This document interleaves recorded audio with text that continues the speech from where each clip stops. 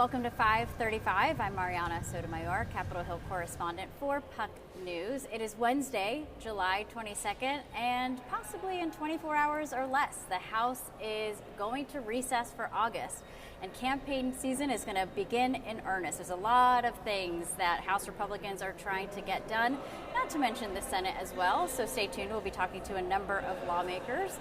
One thing to note, since 535 kicked off in May, we're getting really close to interviewing 100 lawmakers. Today, joining me now is our 92nd lawmaker making his debut on the show, Congressman David Valadao, Republican from California, who's also joined by Evan Davis. He's the Director of Government Affairs for the International Association of Firefighters. Thank you both for coming and talking about a very important subject that obviously affects your home state quite often, unfortunately, and that is, of course, these mega fires that we are seeing happen not just once a year, but it feels more common, and for all of us over here on the East Coast who may not always get as many fires as you guys do. I mean, we can just talk about how last week a lot of us were told to stay indoors. It really felt for all of you on the West Coast. So let's talk about this bill. It's bipartisan with Congressman Josh Harder, Democrat from California. Tell me a little bit about it, and where are you all in that legislative process to make sure it can become law? I mean, we want the bill to move, and ultimately that's one of the frustrations we have with working in Washington is getting our legislation to move. But this legislation is bipartisan, like you mentioned. It's important, and our goal is to try to get something simple to help our firefighters be more properly trained to fight fires, but also have safer equipment so that they have the ability to fight fires knowing that it's not going to have a lasting impact on their health. And there's a lot to address here. The comment you made the other day, though, about last week's fires, those were a taste of what we have to deal with in California. I've had years flying into California where, as I'm coming down into the Fresno airport, it's like flying through a yellow, just dark cloud. I can't imagine. The air quality is horrible. It's going to have lasting impact on people's health. So this is something that is not necessarily exactly focused on my district because we don't actually have those fires, but those fires that hit the state of California just pollute our air and have a devastating impact on our health. And so it is something that we need to address. Yeah, and Evan, obviously the IAFF is pushing for a number of different priorities. How long have you all been working with the congressman here? And are you all really, what are your avenues to make sure that this does become law? Are you talking to the White House, also obviously advocating up here to try and get this done? Yeah, absolutely. We've been working with Congressman Valadao for a number of years now on trying to address this, as well as a few other champions in Congress. The White House has been very receptive to our concerns. You know, it really goes to the issue that wildfire is so much more than just a sporadic issue here or there. It's something we're seeing really across the entire country. As we speak today, there's about 140 fires burning nationwide. We've got fires everywhere from California, Oregon, the Carolinas, up in the Midwest. And so it's something we really need to take a whole of nation look at to make sure our firefighters are prepared wherever they might be to protect their communities. You both mentioned how this is something that you've been pushing for to get done. Do you think this is something that could be adopted before the end of the year? Obviously, August recess right around the corner. There's only a couple weeks left, a lot of priorities to possibly get done, but this is kind of front of mind for a number of you. I feel like it should be front of mind. Obviously, there's a lot going on in a limited amount of time, and Washington right now is pretty well divided. Going into an election cycle, especially we're 104 days out from Election Day, it is a difficult task for us to get it done before, but we also have a lame duck at the end. Hopefully the opportunity, if we don't get it done before, will happen. But I would hope that the majority of the lawmakers here that we deal with understand the importance of making sure that our firefighters have the ability, proper training, and have the tools necessary to protect themselves and also protect our communities. This shouldn't necessarily be a political issue, right? I mean, especially, unfortunately, because so many of us are experiencing this now more often, right? It should be an easy topic. And again, this is one that properly training our firefighters, the ones that work on structural fire, to go in and fight wildfires so that they know how to address it. Working with the USDA, who manages the most forest lands, so that they're a center point in communicating with our locals, our state, and other federal agencies so they know who's in charge and what's going on and how to fight those fires properly. And then also making sure that we're testing all the equipment that our firefighters use and adapting the equipment so that it works to protect our firefighters' health moving forward so they're not afraid to fight fires on our behalf. Right. Okay, so let's dig into this bill a little bit. One part that was interesting is that it creates a brand new position, the Undersecretary of Agriculture for Fire Coordination. question is to both of you. Why do you need to create this new role, right? Because you do have FEMA, right? Why not put it under FEMA? Or why not under the U.S. Forest Service? Why does it have to be its own position? Well, USDA manages a lot of the forest lands. In California, they manage the majority of them, and so having them in charge and at the center of this, I feel, is probably the most important role right there. And communicating with our locals, especially some of our counties, some of our state partners, having them all in one spot, knowing that there's one person, one point of contact, I think is a good start for us to start to address these at a much broader approach. Yeah, and just to add to that, I'd say it also reflects the changing nature of what we're seeing in wildfire today. For so many years, wildfires have been this remote rural area issue that impacts forest land, and what we've seen from Lahaina to Los Angeles to Gatlinburg, Tennessee, is that there's much more of an interplay with local firefighters now. And what we're seeing is as these fires spread out of the wildland-urban interface and into populated communities, more and more local municipal firefighters are being put on the front lines to protect their communities, and making sure the Department of Agriculture has that interface with local governments to kind of have that hand-in-hand transition of responsibilities from the Forest Service to local firefighters is key. Okay. The other part that caught my eye in this piece of legislation is, the fun thing about doing this show and digging into bills is there's a lot of things that we don't realize in the day-to-day of covering Congress and all of that. And one of it is the fact that there are over 1,000 Department of Defense firefighters who are currently sidelined. And, when you're in a place where you have to fight these mega fires, and we've seen how some of these fires don't just get put out in a matter of days, how would this bill address that? And why are these firefighters just getting sidelined, can't be deployed right away? I think there's two issues going on there. One is they're not being reimbursed sometimes, and so the Department of Defense will hold back on them, and others, this actually directs them to release those guys, and then it requires that they help fight fires, but it also requires that the agencies reimburse the Department of Defense for their time and effort. And that's one of the issues that we deal with at many different levels. My county guys, my city guys, when firefighters end up going to fight fires, they're being reimbursed and trying to cover the cost of those firefighters or the equipment they're sending on their behalf. Yeah, I mean, really, when firefighters take an oath to protect and serve their communities, they just want to be able to do their jobs. And our federal firefighters are so hamstrung by the bureaucracy that prevents them from leaving the base, whether it's for a wildfire or oftentimes other emergencies as well. And so being able to cut that red tape and just bring common sense to emergency response policy is going to be incredibly helpful for unleashing the resources that are already there before we even get to creating new resources.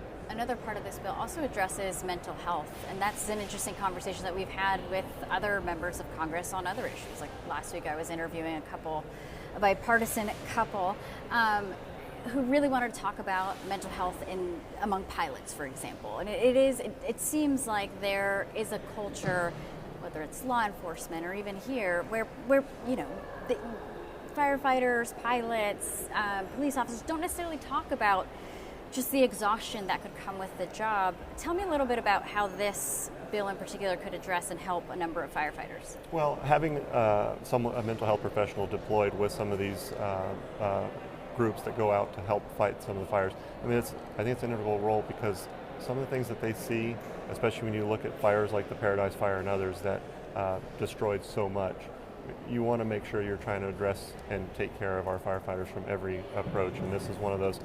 And as we all know, mental health professionals is something that we desperately need across the board. I would argue a lot in Congress as well. But no, it's something that needs to be addressed, and I think this is one of those roles that could be helpful and should play a vital role in making sure that we're protecting the firefighter from every angle. Yeah, this really came to the forefront for us after the Maui wildfires a few years ago. As part of that response, the Department of Homeland Security sent the Urban Search and Rescue Teams, which are 28 highly specialized teams throughout the country to help in that response and search for victims process. And much as the Congressman said, that process of searching for victims, trying to rescue people, expose them to so many traumatic exposures. And we've generally found when these USAR teams are deploying that they're really going into the worst of the worst conditions. So having them be able to have that resourcing and that mental health training for themselves, as well as to help their brother and sister firefighters or wherever they might be deploying, is going to help stem that tide that we see of PTSD and other mental health issues throughout the fire service. You mentioned that this is just one part of a very big puzzle, potential reforms to be able to address all of these wildfires and help firefighters. What else would you like to see get done on this front? And no timeline, because there's a lot of things happening, but I mean, again, there's just like so many things that probably need changes, reforms, or you'd like to see get done. I mean, things like the Save Our Sequoias Act, Save Our Forests Act, that actually help us manage our forests so that we don't get to the point where we're having to fight the fires, but prevent the fires from actually happening, would be very helpful. It would help us on so many different fronts. I mean, obviously the Central Valley deals so much on the waterfront, and our forests we are having drier climate now, and we know that's happening. So having our forests with so many trees out there that absorb a little bit of water that does come down has an impact. The forests tend to have trees that are more vulnerable to pests and disease because they do not have the amount of water they need. It just creates an entire problem that makes the fire situation worse. So managing our forests properly the way we used to would help us dramatically on this front as well. And Evan, what is the IAFF going to continue to push up here? Yeah, well, one of our top priorities is addressing the training gaps we have for local firefighters when it comes to wildfire response. When we look at municipal urban firefighters, they're phenomenally skilled at building fires, at car fires. But outside of California, most municipal firefighters don't have really any training when it comes to wildfire response. And the challenge we see is our members getting pulled into these responses, whether it's a fire directly coming into a populated area or whether it's a fire encroaching somewhere else. When there's a need for 20 engines at a time, you call the big cities. Makes sense, they have the personnel, they have the staffing. Those personnel don't have the training. And so we're sending these firefighters into situations where they don't have training, and they're encountering a tremendous amount of risk. And for us to continue sending these folks directly into harm's way without training, without the supplies, without the protective equipment they have, is something that critically needs to be addressed to make sure those folks can do their job safely and effectively. Congressman, since it is your first time at 5:35, we have this very short segment called 5:35 1 minute, so you can't vamp, it's not a magic minute, okay? Just ask you some rapid fire questions. First and foremost, you're a swing district Republican. What are you going to be doing this August? Can't imagine you're going to be bored. I've got a lot of work to do at home. Obviously, with all the work that we've been doing here in Washington, going back and spending some time at home is good. I try to get home every single weekend, but during the week is when we're able to actually get things done and visit and do all the things that members of Congress need to do. Meet with folks, talk with folks, and see all the things that are going on. And where is your favorite restaurant in your district? I'm sure there's many. There are many, and that's the thing, is there's so much good food around the Central Valley, but I did take you to one that is always one of my favorites. Yes, indeed. Fish tacos, and it's right there in Pixley, just amazing fish tacos. But we've got a lot of great restaurants all throughout the valley, and I mean, obviously with a large population of Hispanic folks in our community, we have some of the best Mexican food of anywhere. I would say they bring a lot of seasoning, a lot of spice. And you come here to DC and it's such a disappointment. Anytime you step foot out of California, it's a disappointment when it comes to Mexican food. So we're lucky at home with some of the best Mexican food you can find. No, for sure. I can't be opinionated about many things, but I can on food, and those fish tacos were pretty good. Yeah. So who is your favorite member to work with from across the aisle? That's a tough one because it just depends on the issue. I mean, I've got guys that I've got a great relationship with on committees like Pete Aguilar. We work together on the appropriation side, but then in just general, I mean, Jim Costa, my neighbor, I work with him quite a bit on water legislation. So just different folks on different issues, but a lot of great members on both sides of the aisle, and we really are lucky. And it sucks because 435 members of Congress, and a lot of people, the 5 to 10 or 20 that spend more time on the news get the most attention. There's so many out there that stay below the radar, do their job, work well across the aisle, and just try to serve the American people. Well, all of you are welcome to come on our show and talk about policy, dig into the number of your priorities. So thank you so much for coming. And Evan, thank you so much also for talking to us about this very important issue that's affecting a lot of us here in the country. Absolutely. We'll be right back. You're watching 535, and we'll be right back. When your child gets sick, time is everything. Getting treatment sooner means more options and a real chance at getting better. Thankfully, almost every new treatment for cancer is available here. And because of strong American leadership, we get these new medicines first. But that can change fast. In other countries, many are told to wait or go without. If Washington copies other countries' policies, we'll have to wait too. It's time to tell Washington, keep America in the lead. We are Lions International, one association of global volunteers one foundation for humanitarian grants, shaping the future, one act of kindness at a time. We are on a mission to improve health and well-being, to strengthen communities, to serve a world in need. We are Lions International. To learn more, visit lionsclubs.org. There are moments that shape an organization's future. A policy shift, a crisis or investigation, a market shock. When that moment hits, the clock starts. Markets move in minutes. Regulators, employees, and customers respond instantly. Narrative helps leaders respond with pace, engage stakeholders with precision, and position brands with perspective. So when challenges emerge, you can navigate complexity and lead with clarity before the narrative is defined for you. Welcome back to 535. I'm Leanne Caldwell with Puck News. Today I am talking to a bipartisan duo who is working on permitting reform, as are many members of Congress. But first, today I am joined by California Democrat Scott Peters and Colorado Republican Gabe Evans. You guys are the lead sponsors of the Certain Act, which aims to overhaul and streamline the federal permitting process for energy and infrastructure projects. Let's get into this. Permitting reform, as we were talking about off camera, seems to the topic du jour these days. Right. Everyone has a permitting reform bill. The House in the spring already passed a narrow permitting reform bill.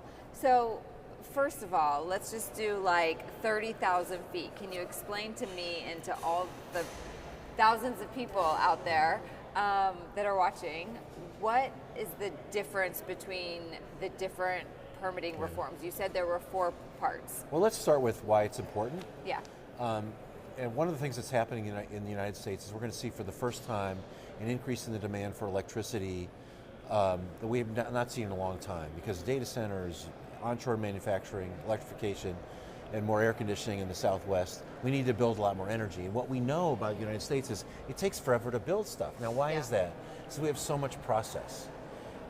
The bill that you talked about, the SPEED Act, was a reform of the National Environmental Policy Act, which requires environmental analysis before you make a decision. It's the most litigated federal environmental statute. A lot of litigation gets out of it. So for a big project like a power line, it may take 10 years to do that project, but 7 years is process and litigation. We've got to get rid of that. So that's why you want to do permitting reform.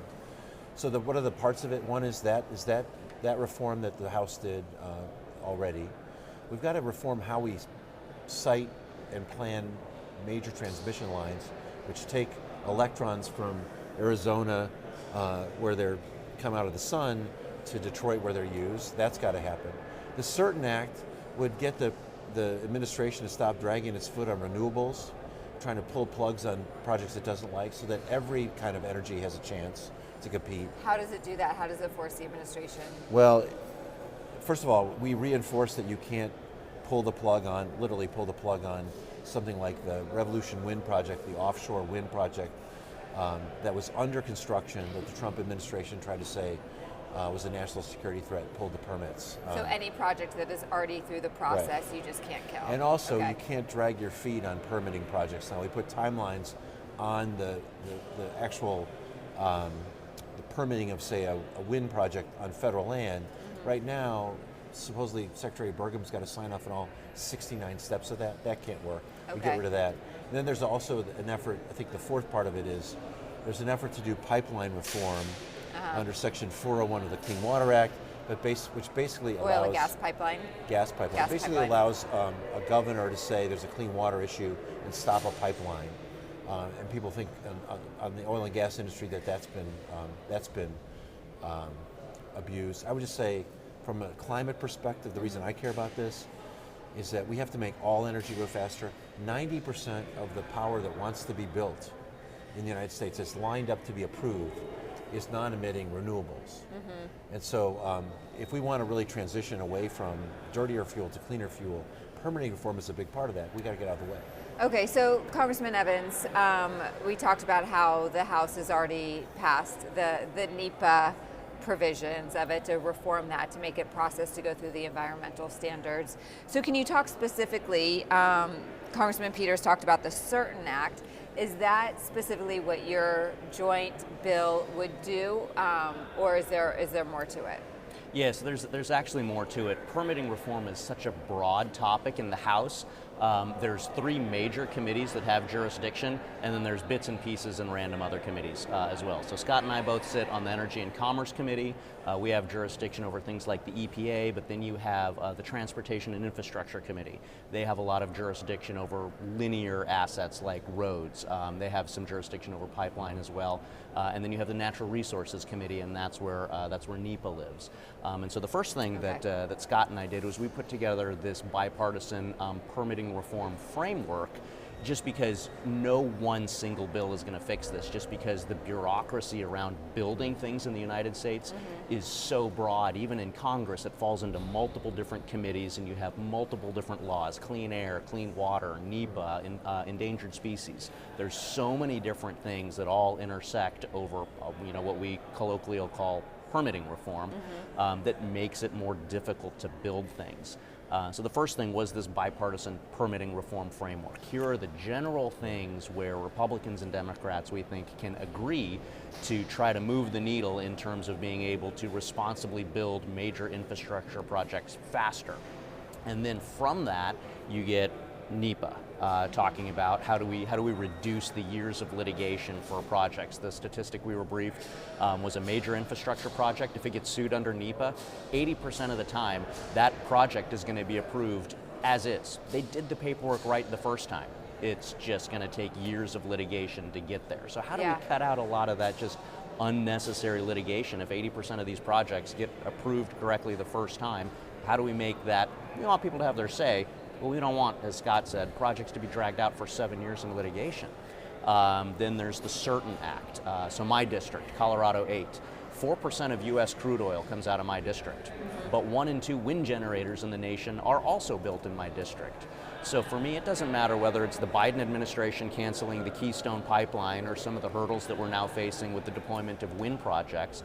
If someone goes through all of the effort to jump through all of the different hoops to get a federal permit to build some of these big infrastructure projects that we need, we want to make sure that that permit is durable across administrations. Otherwise, industry and investors, they're never going to be able to invest in a project longer than 4 years at a time if they don't know that their federal permit is going to be durable. And again, this applies to Keystone Pipeline, oil and gas, or wind.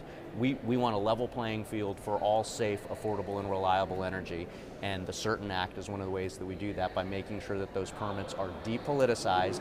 If you get your federal permit, it's going to be durable across administrations. Would you guys say, when the issues around permitting reform for several years now have been which types of projects you are approved? During the Biden administration, they tried to do permitting reform at the very end of that administration. It fell apart. There was a lot of disagreement on, if it should prioritize oil and gas or solar, renewables. Now that there's a lot more pressure on the country with energy costs, energy need and demand, are those walls starting to come down among both of your colleagues? You're a Republican and you're a Democrat. Are you seeing it more broadly that people are more supportive of an all of the above strategy, and is it enough? I think so. I mean, as a Democrat, I'm really proud to have voted for the IRA, which was to be the largest down payment on climate action in the history of the world.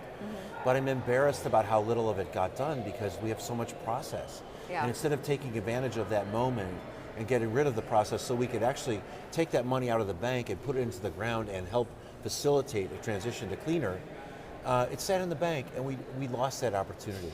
And now I think we're at a moment where the market, as I said, is bringing us renewables. If you look at what's happening in China, huge amounts of solar.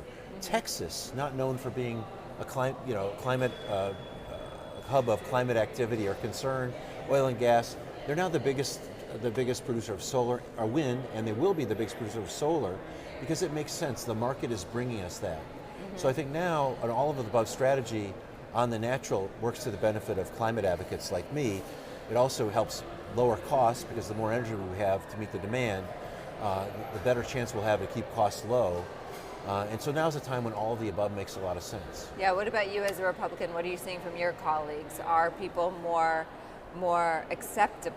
accepting more often this all above strategy? I think they are, and I think from the Republican side, what we're seeing is this growing understanding that we're not in a vacuum here in the United States. Just because we don't do something doesn't mean it's not going to happen. It will happen. It's just going to happen in other places like China. And you go look at the carbon footprint that some of our foreign competitors like China produce to make the same equivalent unit of whatever.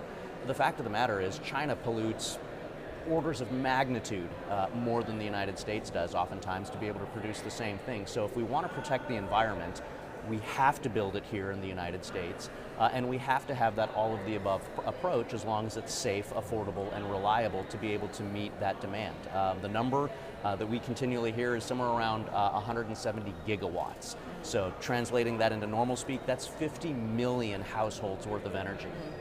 And that's what we're going to need in the next 3.5 years. Yeah. A natural gas turbine is backlogged due to supply chain issues right now, which also ties into permitting reform. How do we build more things faster? But those are backlogged several years. So we have to have solar. You can get that on the grid in 11 months. Wind, 18 months. We know we need baseload dispatchable energy because on the hottest days and the coldest days, typically the sun isn't shining, the wind's not blowing. And so we have to have baseload dispatchable energy to be able to tide us through those times where sun's not shining, wind's not blowing.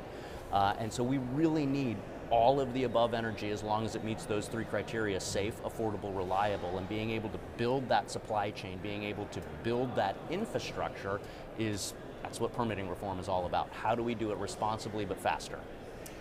Congressman Peters, let's talk about the environmental impact of this. Yeah. We were talking about environmental litigators and Right. how it could take years to get a project to go through.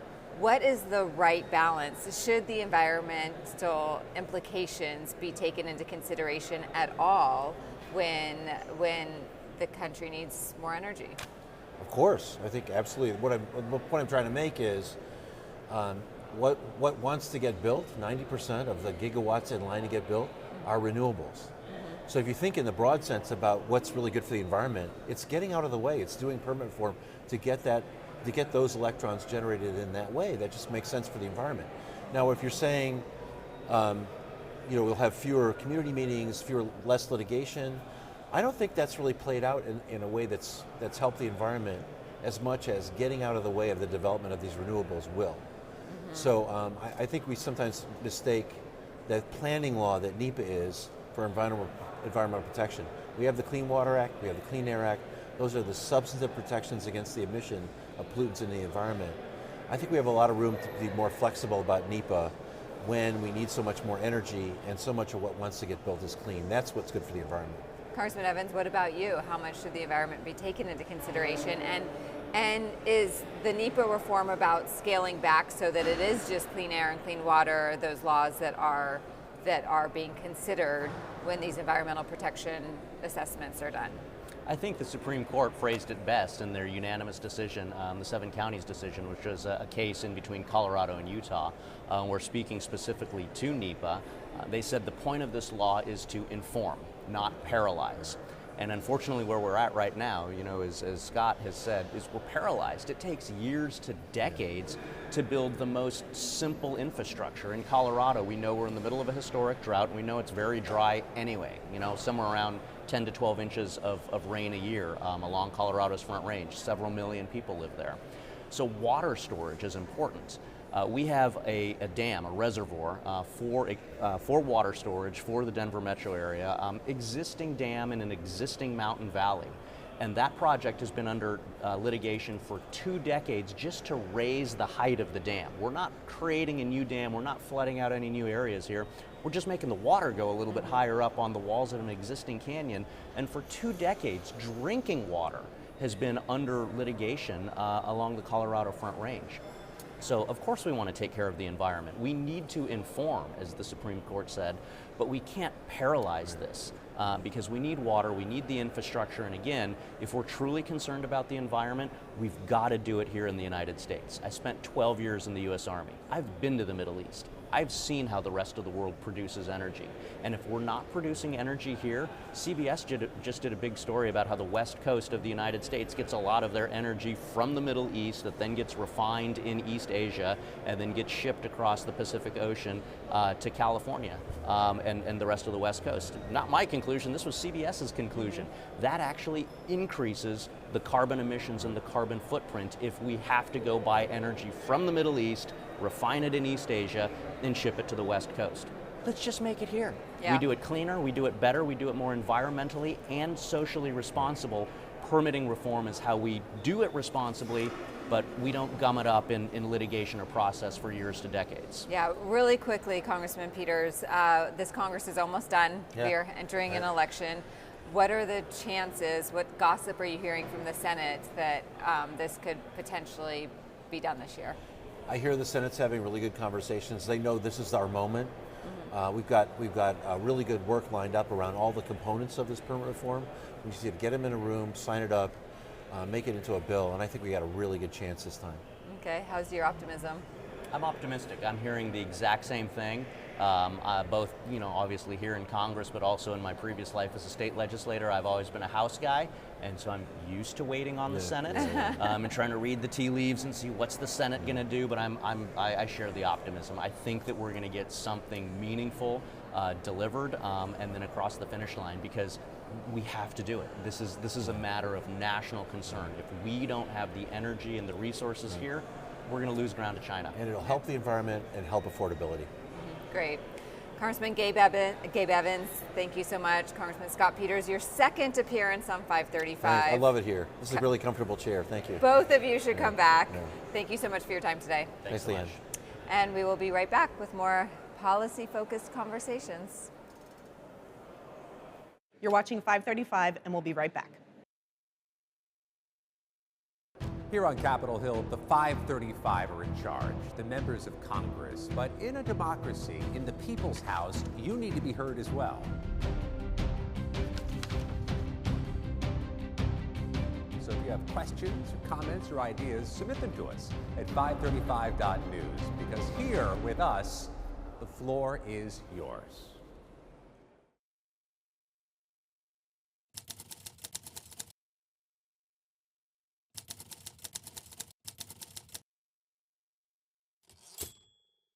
When your child gets sick, time is everything. Getting treatment sooner means more options and a real chance at getting better. Thankfully, almost every new treatment for cancer is available here. And because of strong American leadership, we get these new medicines first. But that can change fast. In other countries, many are told to wait or go without. If Washington copies other countries' policies, we'll have to wait too. It's time to tell Washington, keep America in the lead. A simple blood test can detect Alzheimer's years before symptoms appear. Congress can connect Americans to early, accurate dementia diagnosis by supporting the bipartisan Alzheimer's Screening and Prevention Act, allowing Medicare to cover blood-based Alzheimer's screening. Congress has acted to cover mammograms and other life-saving screenings. Now it can redefine Alzheimer's care, unlocking early detection and access to FDA-approved treatments when they work best. Congress, it's up to you. Paid for by the Alzheimer's Association. Hi, I'm Elizabeth Rome.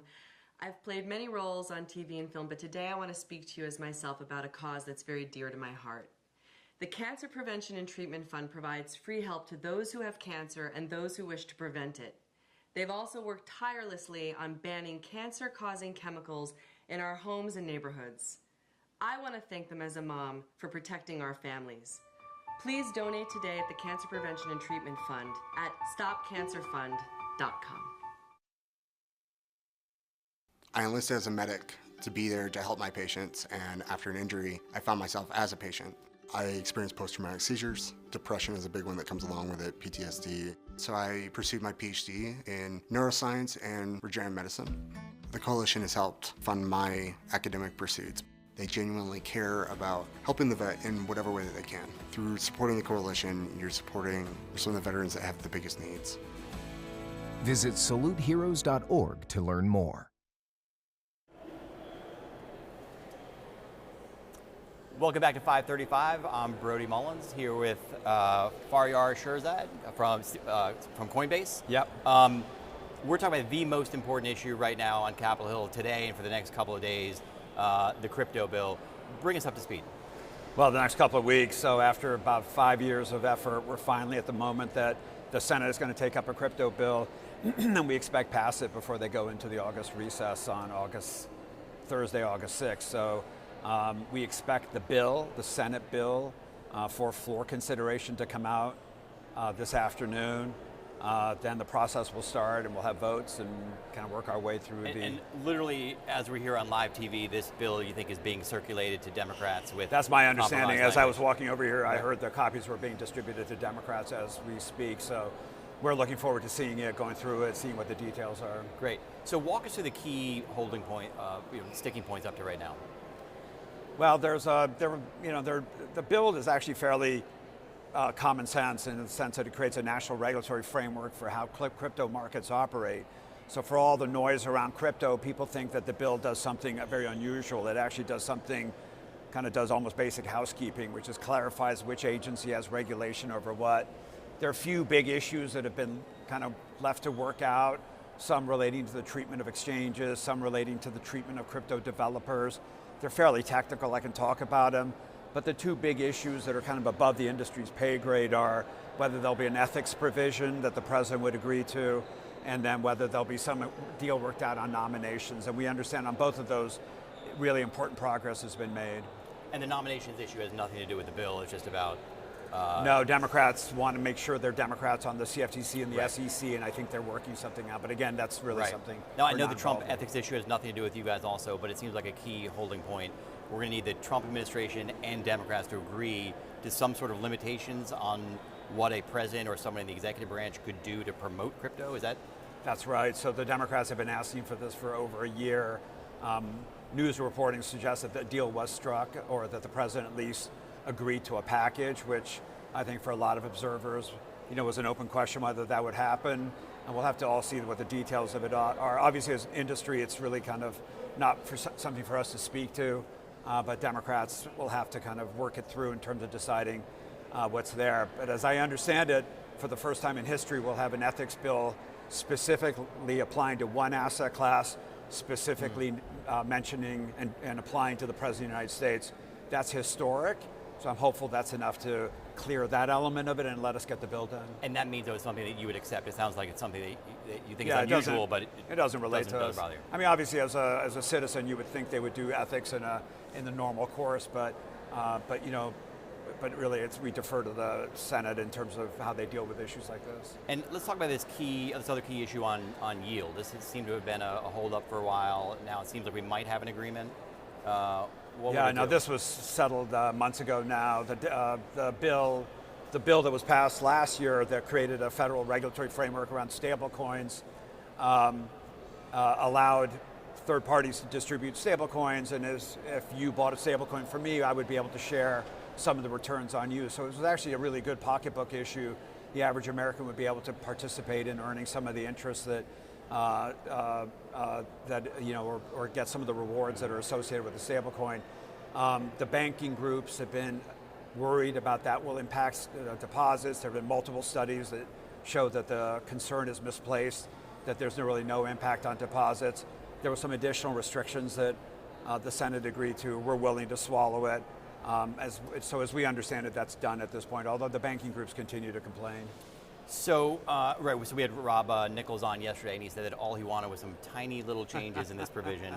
He said he wanted a little clarity in the Clarity Act. I suspect those small changes are bigger than he was letting on to. Absolutely. Let's talk about time. You mentioned August 6th. As you know, it's been 30 years since you worked in the Senate, but there's so little time on the Senate floor. What do you think the chances are for if there is an agreement, if there's paper out, to then get time on the floor? Leader Thune, Chairman Scott, Chairman Bozeman, the key players of all express a lot of confidence that they'll be able to get through all the various procedural steps. Brody, as you know, the Senate is a very complicated institution. I used to know the parliamentary stuff quite well, but if you work the time out, there's enough time to get it done. How long do you think it would take on the floor? Well, the Genius Act took upwards of 10 days. And so we expect this will take around the same amount of time. The Senate, as you know, is designed for any one member to be able to hold the process up. And so, the benefit of that is whatever ultimately comes out will be a product of genuine compromise, and so we feel pretty good about. Another delay or problem has been the loss of Senator McConnell not being here, losing a Republican vote. Yeah. How many Democrats now would you need to get to 60? Well, I won't ask you math, sorry. Yeah. You need a number of Democrats. Yeah, so 53 Republicans, if they were all here. Right. You might lose one or two for reasons, like almost in every bill, you'll lose a couple in the majority. In the House, we got 78 Democrats to join every Republican on the House version of this bill that came over. This is a dramatically enhanced bill in terms of Democratic priorities. So my guess is in the end of the day, we'll probably get 20 plus Democrats to sign on. We need 60 total, so 53 plus 7 would be the math. My guess is at the end you'll get a lot more. The procedural votes, my guess is some of the Democrats will hold their vote back. But I think in the end of the day, the logic of a bill that dramatically enhances consumer protection, law enforcement, U.S. national security, and innovation, I think the logic out of it is hard to argue with, so I think in the end we'll do quite well, but the process is going to be complicated. So if you get the bill through the Senate, let's say the next, before September, or maybe in September, is there time to then merge these bills, and what would the major holdups be between the House and the Senate? Yeah, Chairman Hill and other House leaders, as I understand it, have been in pretty close dialogue with their Senate counterparts. Our expectation is the bill that comes out of the House, out of the Senate, in the next couple of weeks, the House will take up and pass, so there won't be a need for a conference. Obviously, we'll see. I mean, this is above my pay grade, but my expectation is they'll take the bill up right when they come back, probably pass it with a very, very even larger bipartisan majority. This will be. I mean, the interesting thing is for all the controversy sometimes that it colors some of the coverage around crypto, we were the biggest bipartisan issue of 2025. Along with housing, will be the biggest bipartisan issue probably of 2026. So this is a good news story. It's a good news story for voters, for Democrats, Republicans, and so we're hopeful to be able to help deliver that. Let's back up then. Can you tell us about the industry and what role Coinbase plays in the industry overall? So Coinbase is the U.S.'s largest crypto platform. We're one of the largest in the world.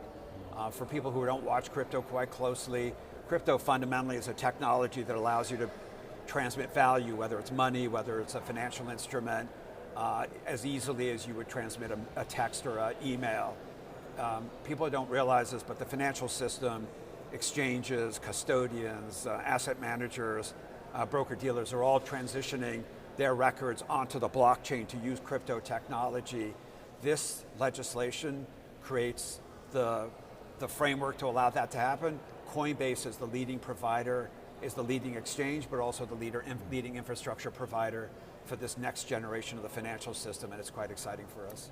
French Hill, you mentioned, says the Genius Act sort of created the cell phone, and the Clarity Act creates the network. Is that the right way of looking at it? Yeah, so Genius Act created a regime around stable coins, so you can now pay through tokenized dollars. So rather than sending a message to your bank, waiting 3 days, and having the money moved to the person you intended to go to, you can send the money instantaneously. Stablecoins allow you to do that. But the really interesting innovation is all the various apps that we all use where you have to type in your credit card or send an ACH message to your bank, wait 3 days for the money to transfer. All of that can be done instantaneously. So you'll have a revamp of the financial system and a revamp of essentially the internet infrastructure using the crypto-based technology to transmit value. Coinbase is the leading infrastructure provider for that, and so we're excited to help build that future. And we're building banks as they integrate this to come to us to work with us, asset managers and others. So we have a lot of partners in the financial system, even as the Washington folks squabble over legislation. The business folks actually work pretty well together. So we have sort of a history in this country the last 20 or 30 years. Anytime there's a new technology or a new industry, those companies tend to sort of run away from Washington, want to hide from Washington. Your industry is different. It sort of came to Washington right away to build relationships, to get legislation passed. What's the difference? Well, the difference is Brian Armstrong, the CEO of Coinbase. He created Coinbase in the United States at a time where most crypto developers realized that the regulatory environment here was too complicated and decided to go offshore. Brian doubled down on that when he hired me to help build the a real concerted effort to get to this point that we're at to pass legislation. It's been 5 years of a lot of work for us to get to this point. But all of that has been leaning into the hard questions we get from Democrats, Republicans, progressives, conservatives, skeptics, others who just kind of want to understand how this works. We get hard questions from libertarians who wonder whether any regulation makes sense, and from progressives who don't quite understand the tech. And Brian's view and our view is we have an obligation to meet people where they are, answer their questions, and then ultimately participate in the process so that we can get legislation done. Now, we live in a great country, obviously. Everyone's got their own personal American story. I'd love to hear a little bit about yours. Yeah, look, I mean, this country is, I have a hard time talking about this country without tearing up. I mean, my family, my dad was an Iranian diplomat. We had to essentially flee Iran. We were here in the United States at the time of the revolution. My family is a member of a religious minority. This country took us in, allowed us to rebuild our roots, allowed us to live the American dream. I had the privilege of working in the Bush administration. I was Deputy National Security Advisor for International Economics for President George W. Bush. Now I'm working here at Coinbase. There's no other country in the world that would allow a country that's fleeing from persecution to come in and live the American dream than this country has, and I'm grateful for it every day. I'm grateful for it on the 250th anniversary of this country, but every day, and whenever I see the flag, I do kind of tear up. To be if I were oversharing. Faryar Shirzad, Coinbase. Thanks so much for joining us. I'm Brody Mullins. We'll be right back on 535. You're watching 535, and we'll be right back. I work hard. My dad worked hard. That's where I got it from. What I take home is my future and my kids' future. And if I can invest in companies, they're going to reflect my principles, what I believe in. So why would those companies hire outside people to tell them to embrace principles I don't believe in? Congress must protect the financial future of Americans from the foreign-owned duopoly that answers to no one. In Afghanistan, the IED actually penetrated the vehicle between my legs, but it was a miracle that we all survived in the vehicle. When I began the process to separate from the military, it was during COVID. And with the issues back home, we just knew we got to come back home and take care of the family. So we had to go stay at our mom's house. And there was already 3 people living there, and 5 of us, or 8 people. How many bedroom? Like a 2-bedroom. Like a 2-bedroom house. We were desperate. So then when we transitioned to Texas, it was very much so like, what are we gonna do now? When I came home, I needed a new roof due to a storm, and I was about to lose homeowners insurance as well. I applied for Operation Homefront Critical Financial Assistance Program. They've really been a blessing. I'm in the Permanent Homes for Veterans program. They built a house for me, and it's amazing. We got the call, this is your house, and the kids and I took off just to go sit in the driveway and cry. It's life-changing. It took us from a hopeless situation, and now we're homeowners. We have a savings account. The best way to describe Operation Homefront is that it's like a family, because they're always there for you. I would say you guys are angels behind closed doors. Operation Homefront has impacted my family in a way that's probably going to be passed down through my family's history. It's definitely going to be a story that's going to be told for generations. When your child gets sick, time is everything. Getting treatment sooner means more options and a real chance at getting better. Thankfully, almost every new treatment for cancer is available here. And because of strong American leadership, we get these new medicines first. But that can change fast. In other countries, many are told to wait or go without. If Washington copies other countries' policies, we'll have to wait too. It's time to tell Washington, keep America in the lead. Through a wind tunnel. Welcome back to 535. I'm Leanne Caldwell with Puck News. Right now, I am joined by Tennessee Republican Diana Harshbarger. We are going to be digging into some healthcare topics. We're going to talk about you're a pharmacist by profession. Yes. And so we're going to talk about PBMs. Yes. And also a little bit of healthcare fraud. Okay. So thank you for joining us, Congresswoman. Hey, it's my pleasure. Always fun to talk about things that you spent your life doing. Yeah, so let's talk about PBMs. As a pharmacist, what is your experience with them? Well, you know, there's a purpose. I was around running the pharmacy when PBMs first started. Oh. And you would slide like a credit card machine with a triplicate thing, and you paid a fee for service.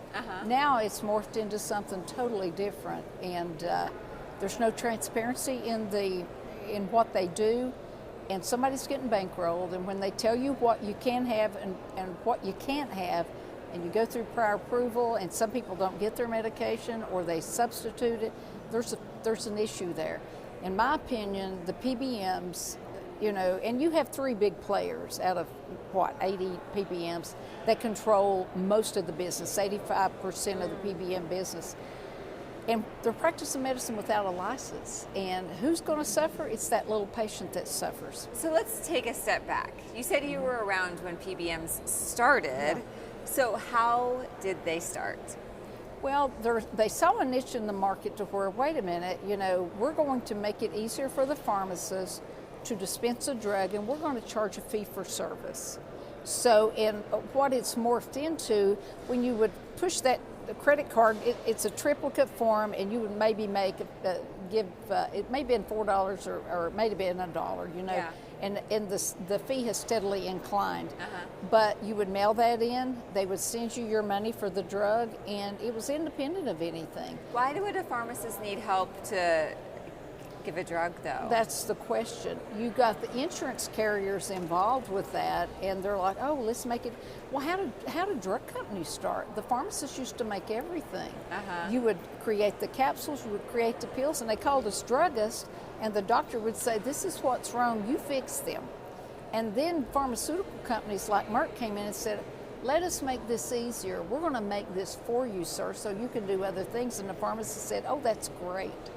That's how your manufacturer started. And it's the same with the PBMs. And the nefarious thing is they've taken the pharmacy benefit manager, and now they have created vision benefit managers, dental managers, to tell them what they're going to charge to have their dental work done or their vision work done.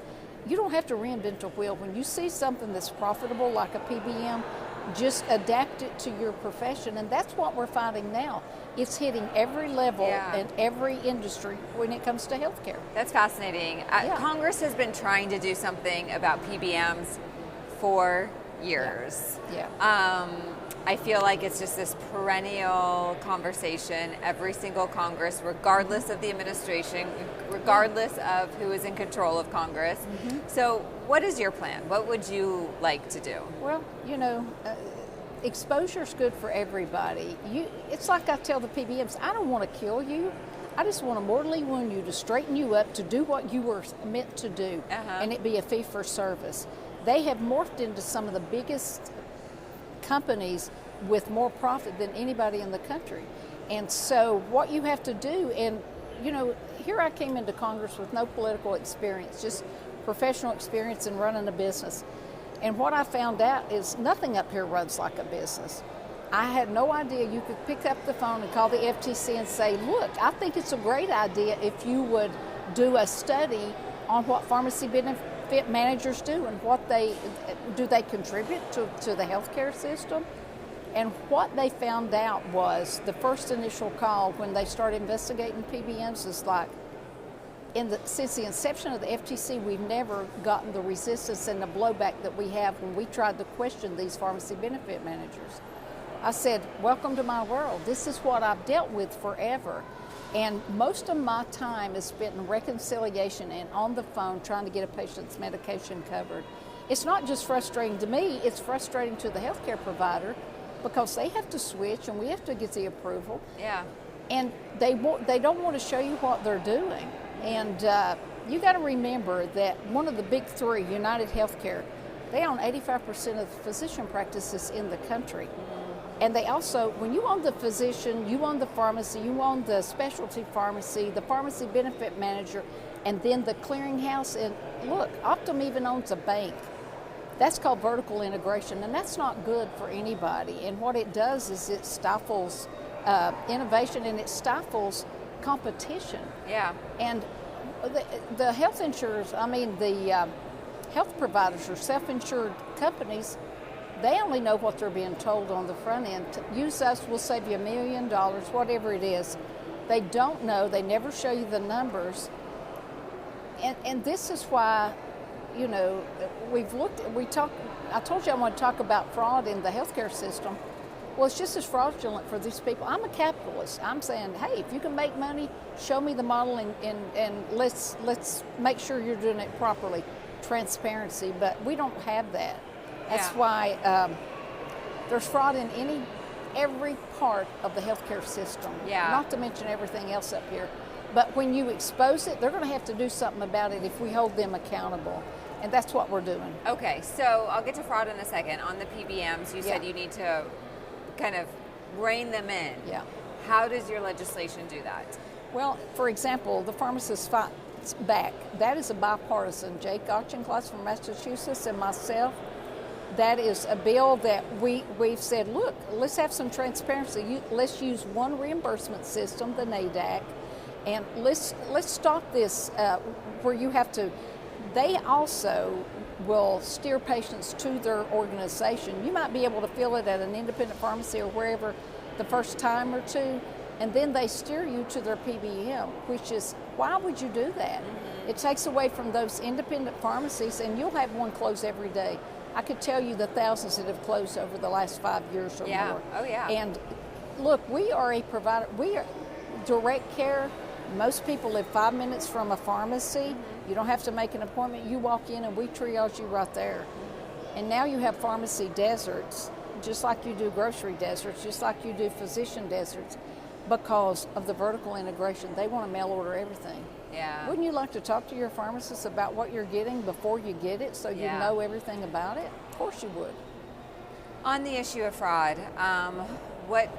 it's a big topic, so let's narrow it down a little bit. Yeah. What do you think that the most important thing when it comes to fraud in healthcare is to tackle? It's just that we need to have oversight on these agencies. Medicaid, Medicare, people worry about it not being here for them when they need it. Well, it won't be. You know, it'll be insolvent by 2035.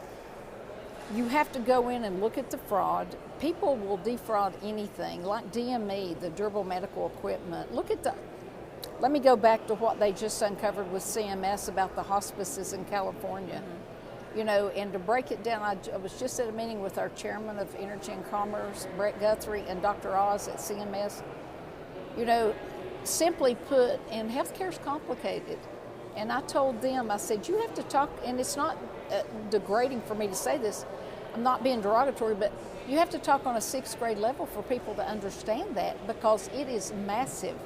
And when you do that, not only do people in the American public understand, other members, I have to talk like that to other members because it is so complicated.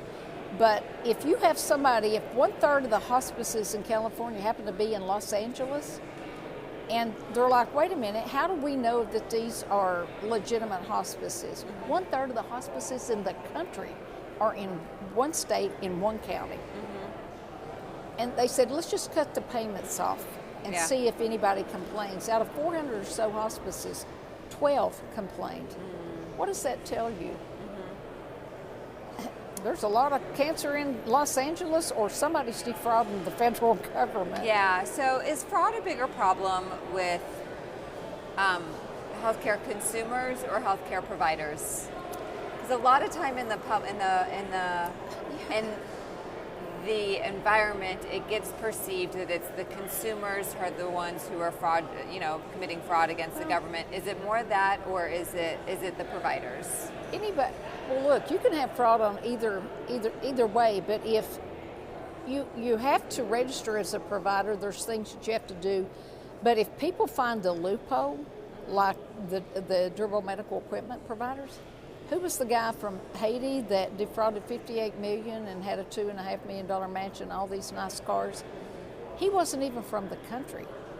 And they figured out a system to be able to get that license to go ahead and bill fraudulent claims of patients that do not exist. You can make anything up if you want to.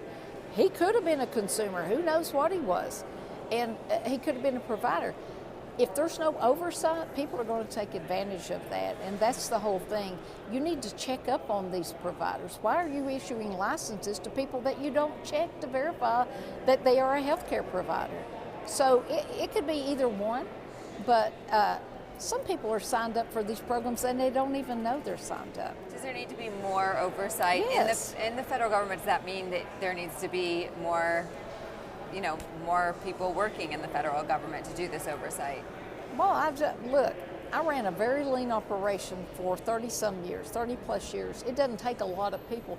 You just have to be very accurate in what you're looking for, and we have tools like AI that can go in and be a very lucrative tool to help fight the fraud. There's going to be telltale signs in anything, just like they stopped payment. How simple was that? And only had 12 hospices complain. There's your sign. And, AI is going to be a useful tool. We're looking at that in committee. How can that help in the healthcare industry with so many ways, and even with the FDA, even in approving new innovations. There's a lot of ways you can do it. It doesn't mean you have to hire more people. You work smarter, not harder, and so you don't need a lot of employees to do what a simple program can do to just show the fraud. I put a lot of structure into even my office in D.C. and my district offices. I'm like, you have one person over it. If you've got a problem, you go to that person. That person's responsible to double check casework, for example. I want them to monitor the casework. It's kind of like, you have to let somebody know you're checking. If you don't, they run rampant. If they think you're checking, they're going to think twice about that. It's kind of like having a lock on your door. Why do you have that lock on your door? It's not for regular people. It's for people who would, if you twist a doorknob and they're not there, you're going to leave. But somebody who wants to commit a crime, they're going to do it no matter what. And we have to have safeguards and guardrails in place to where it's a lot harder for them to commit to fraud in the first place. And man, if they just ran this place like a business and had the parameters that most businesses do, we probably wouldn't have this problem. Great. Congresswoman Harshberger, you are 535's 94th member to come on our very young show of just a couple months. So congratulations. We're going to reach 100 members this week. Yay. Okay. But since you were so willing to join us and you have agreed to 535 1 minutes, which are a few fun questions to get to know a little bit more about you. You, of course, represent Tennessee. So what is your favorite food in your district? Are you going to go barbecue, or is there something Oh, no. something It's just different? regular country cooking. If you could fry potatoes and onions, cornbread, you could have soup beans, or I like baked beans, but listen, anything that you can make in the kitchen and whip up the way I grew up, tomato out of a garden, oh my gosh, a good watermelon or a cantaloupe, man, that brings back memories. We would have white bread with apple butter that my grandmother made. White bread's not good for you and I don't condone it, but man, it was good. Yeah. Tomato sandwiches were good. So summer is your favorite fruit and vegetable season? Yeah, peaches, apples, well known for growing apples in my district, and that's how people used to raise their families, is having an apple orchard. I mean, it's remarkable. Yeah. What is the most difficult part about being in Congress? It's being away from your family. When I come home, my husband says, "Did you park in the visitor spot?" And I'm like, "Oh my God, that's not acceptable." And I have young grandsons that are 9 and 11, and you miss a lot of things, and I make it a point to make sure I can get back on the day that we have last votes. I drive back and forth every weekend, and I make sure I get there to their ball games or their school events, and I still have time to do what I've got to do in the district, but you miss being with your family. Yeah, are you guys going to leave town today, or is it going to be tomorrow? Have you heard? Well, we've got votes, so it'll be tomorrow, I hope. Okay, so they're gonna well, we don't move. know. They're not going to move them to today. I haven't even looked at the rest of my schedule today. Okay. I was here till 10 o'clock last night. I know, it was a late floor, night last 27 night. I'm like, what is wrong with you people? Can't you do that during a decent hour? Maybe they just want to get everybody tired to where they'll hit yes. Yeah, that's actually probably true, yes. There's a method to the madness, I'm sure. There is. What is your favorite committee assignment? Well, I sit on Energy and Commerce, and I'm the Vice Chair of Healthcare, and I love everything about that committee. If you ask me, that is the #1 committee in Congress. I don't care if it's on the House side or the Senate side, because we have jurisdiction over the world, and that's the truth. I mean, I love working on the NIL. I mean, that's, you know, I love college sports. That's a big deal. You know, we'll legislate privacy for the country, basically, and we've got to do that. We have jurisdiction over social media. To me, that is one of the detriments to our youth and our young children. You know, we voted unanimously to have TikTok divest, not to ban it, but to divest, because we knew it was a national security threat. These are issues that affect everybody, but people don't know what we're doing behind the scenes. And, you know, commerce, energy, I sit on the energy subcommittee, that there's a growing need for energy in this country. Yeah. Data centers, they're wanting to go places. I'm in Tennessee. That's the home of the Manhattan Project, Oak Ridge, TVA. A lot of energy needs there. What is Tennessee doing about data centers? Well, you know, some states have put moratoriums. Tennessee's like, let's go nuclear, let's do the SMRs, and that's what they have, Oak Ridge National Lab. I mean, we're innovative in so many ways in Tennessee. Aren't small reactors though still a ways off?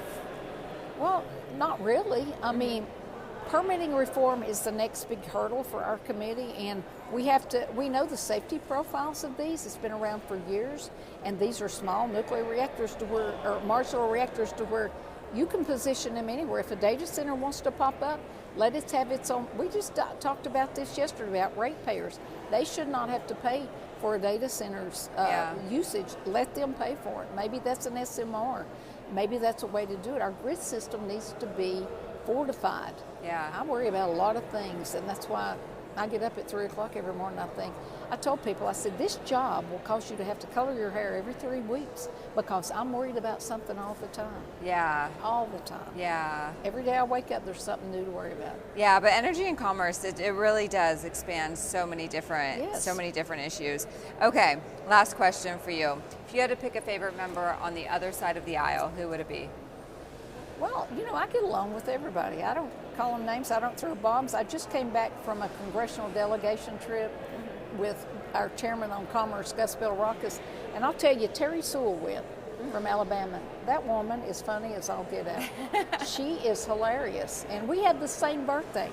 Oh, when is it? Who knew? January 1st. We're New Year's babies. I'm like, she goes, I throw a big shindig and we're going to go to Las Vegas. I said, well, call me. I'll be there. That's fun amazing. Stuff. You can get along with anybody. You just got to, and I talk a lot about natural hormone therapy to the women, and they're all. I was the only Republican at a whole Democratic when Halle Berry was our spokesperson. Yeah. Listen, they all wanted to talk to me. Yeah. If I could get everybody on progesterone up here, we'd have a happy, happy, happy place. And I'm not lying. Have you started a progesterone caucus? Well, no, but somebody wanted me to do an endometrius caucus. I'm like, what else do you want me to chair? I need to do a natural hormone caucus. That's a great idea. Longevity. I'm all about, you know, I've done functional medicine and anti-aging as a pharmacist too my whole life. So. Oh, well, okay, next time you come back on 535, that's what we'll talk about. We'll talk about all that. That sounds great. Okay. Congresswoman Diana Harshbarger, thank you so much for your time today. My pleasure. And we will be right back after a short break. You're watching 535, and we'll be right back. When your child gets sick, time is everything. Getting treatment sooner means more options and a real chance at getting better. Thankfully, almost every new treatment for cancer is available here. And because of strong American leadership, we get these new medicines first. But that can change fast. In other countries, many are told to wait or go without. If Washington copies other countries' policies, we'll have to wait too. It's time to tell Washington, keep America in the lead. Hi, I'm Elizabeth Rome. I've played many roles on TV and film, but today I want to speak to you as myself about a cause that's very dear to my heart. The Cancer Prevention and Treatment Fund provides free help to those who have cancer and those who wish to prevent it. They've also worked tirelessly on banning cancer-causing chemicals in our homes and neighborhoods. I want to thank them as a mom for protecting our families. Please donate today at the Cancer Prevention and Treatment Fund at stopcancerfund.com.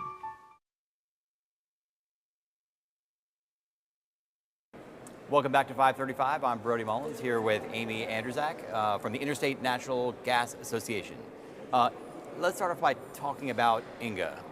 When did the association start? Who do you represent? And what do you do?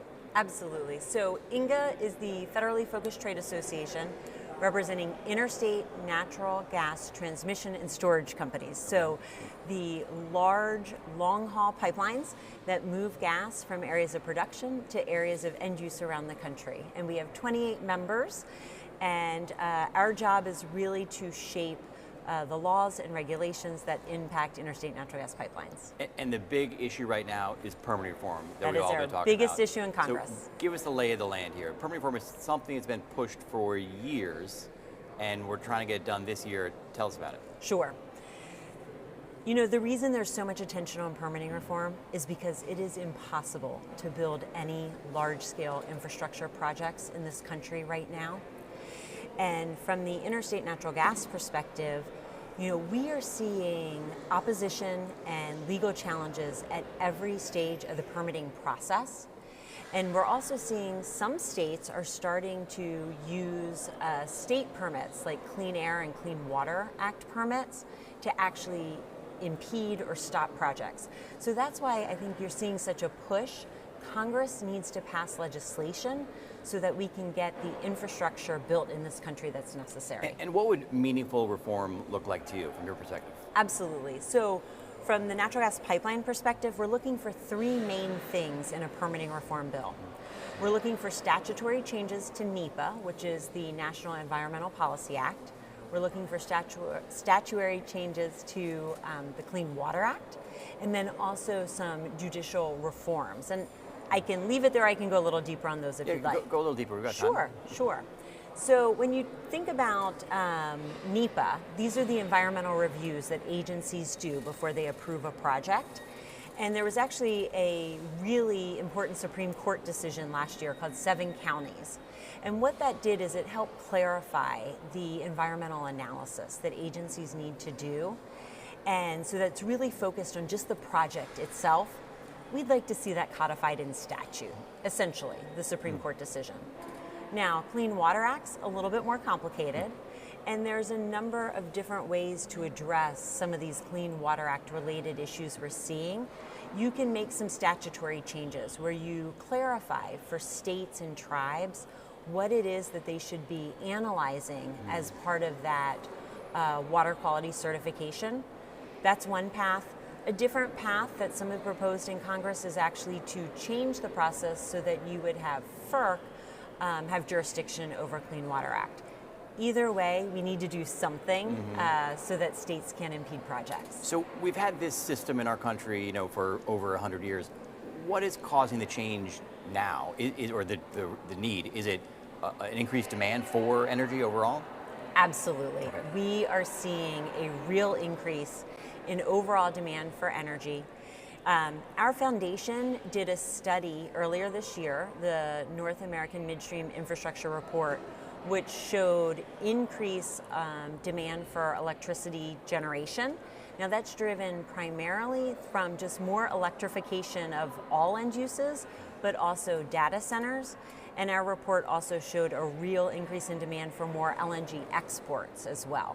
And you also have a number, 1.4 trillion. That's how much new demand. Is that just your industry, or is that energy overall? So our report, which looked ahead 25 years at what would be energy needs and the infrastructure needed to meet them, found that we need almost 1.4 trillion in midstream infrastructure. So that's looking at pipelines, gathering systems, processing, compressor stations, LNG export facilities, sort of that midstream part of the energy value chain.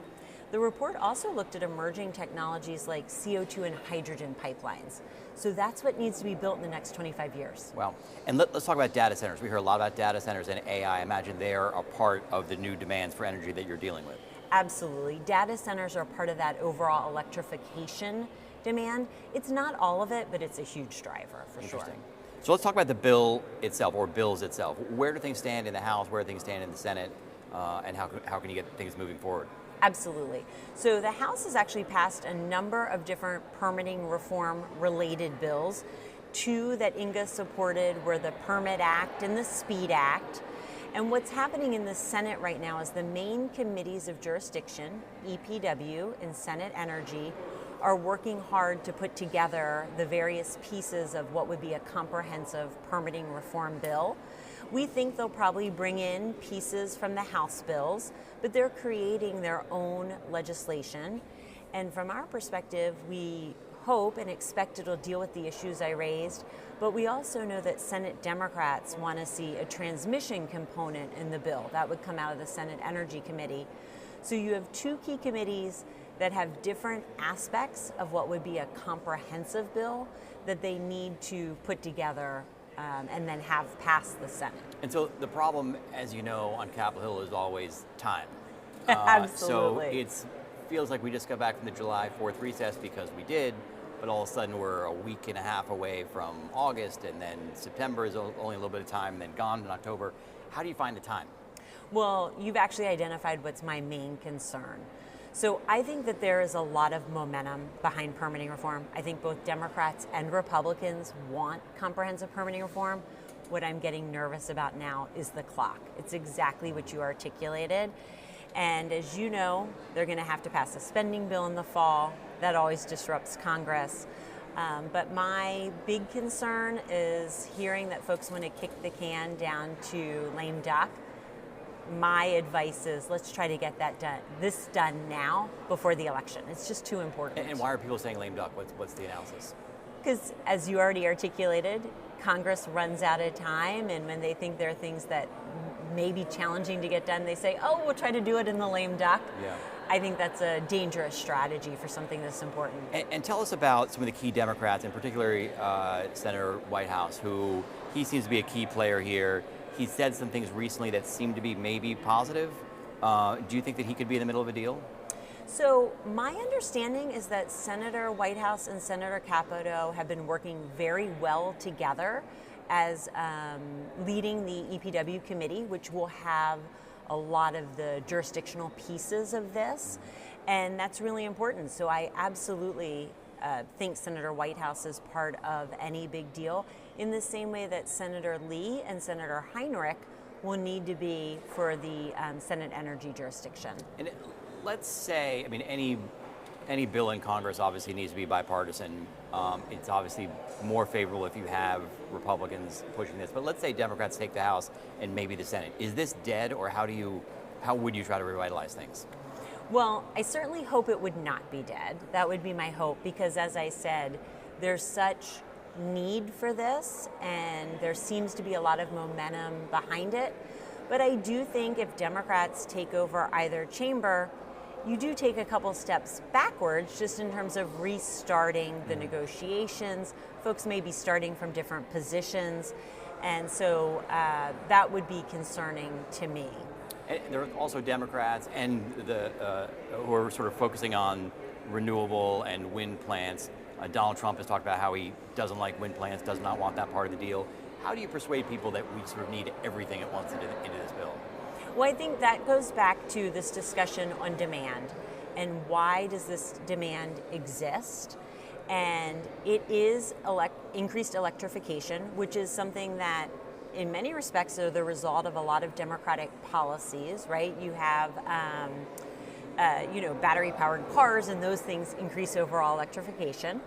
But you also, I think, need to have an appreciation for the national security implications here. You know, I think there's a lot of confusion about why we need data centers. It's not so our cat memes are better than China's cat memes. There's a real national security imperative for our country to win this AI race. And so I hope that's something that policymakers understand and appreciate, and then in turn appreciate the scale of the infrastructure that needs to be built to enable this. Amy Andryszak, thanks so much for joining us from the Interstate Natural Gas Association of America, INGA.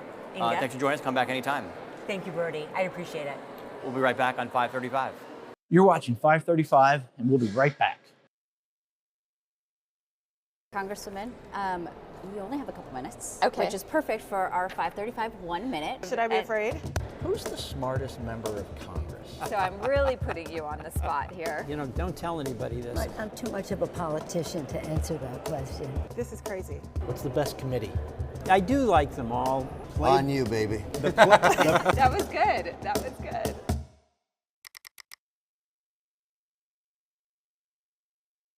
When your child gets sick, time is everything. Getting treatment sooner means more options and a real chance at getting better. Thankfully, almost every new treatment for cancer is available here. And because of strong American leadership, we get these new medicines first. But that can change fast. In other countries, many are told to wait or go without. If Washington copies other countries' policies, we'll have to wait too. It's time to tell Washington, keep America in the lead. All right, can you give me a 3, 2, 1? Welcome back to 5:30. Welcome back to 535. I'm Brody Mullins here with Matt Seaholm, President CEO of the Plastics Industry Association. Thanks for joining us. Thanks for having me, Brody. So tell us about your association. Yeah, so the Plastics Industry Association, we represent companies from across the entire supply chain of the plastics industry. So we've got equipment manufacturers, we've got the material suppliers, we've got the converters, and we've got recyclers. So this is the entire value chain of the plastics industry. More than 1.7 million people working in the plastics industry, more than $550 billion of economic value. It's 8th largest manufacturing sector in the United States. So proud to represent both the materials and the products that get produced in America. And so across the board, tell us what your major industry priorities are here on Capitol Hill. Sure. Like everybody, we want to talk about manufacturing. We are an industry that is focused on manufacturing, but we're kind of uniquely American in that regard. We actually produce the raw materials. We create an end product with that raw material, and then we recycle it. And that's kind of one of our claims to fame. Because of that, you know, we're sort of in a unique position. You know, secondly, as everybody is, we're looking for certainty. When it comes to trade and tariffs, you know, our members are making things that are manufacturing inputs. And when we're talking to folks on Capitol Hill and in the administration, we want to make sure that certainty is there. I was in Louisiana just a couple of weeks ago, and you know, this is a company who had machines on the water when announcements were made when it came to some of the tariffs. That type of uncertainty really is tough. And then the third one, which is really why we're up on Capitol Hill today, is increasing circularity, keeping plastic in the economy and out of the environment. So that brings us to today. So I want to circle back on some of these issues in a bit, but the House Energy and Commerce Committee had a big hearing this morning. You were there. Tell us about it. Yeah, so 2 bills that we care about, the RMAA, which is all about advanced recycling, setting standards, definitions, and just leveling the playing field for that new and exciting innovation. And then the other one is the PACT Act. The PACT Act is all about, again, setting standards and definitions when it comes to labeling, marketing claims for recycling and other types of circularity forms. And what's so important about these is talking about that certainty, talking about private investment. You really do need to send these signals, and doing it at a national level, it's important. So let's dive into these bills a little bit. So you said the first one was the Recycled Materials Attribution Act, and that prevents people from doing what? Making misleading comments? Well, so what it's really about is it's about setting the standard for advanced recycling or chemical recycling. So when you're setting these definitions, what we've seen is, and it's the same reason for the need of the PACT Act, states are setting their own definitions. And when states do that, you've got a patchwork of laws that are trying to ultimately be adhered to, but it's very difficult to do so. So RMAA is about advanced recycling, setting those definitions, putting in place so the billions of dollars of investment that are going into that technology continue to do so. And then we've got HR 6832, which is the PACT Act. That's Yeah. Randy Weber. We had Randy Weber on the show 2 weeks ago. Quite a character. How's he been helping you on this, on the PACT Act? Well, Randy Weber's done a great job in shepherding this through. He had a great op-ed on your website, 535news.com. There's the free plug. He's been talking about the importance of labeling claims being consistent across the board. Just last week, a labeling bill in California was overturned, or it was held by a federal judge because it was unworkable.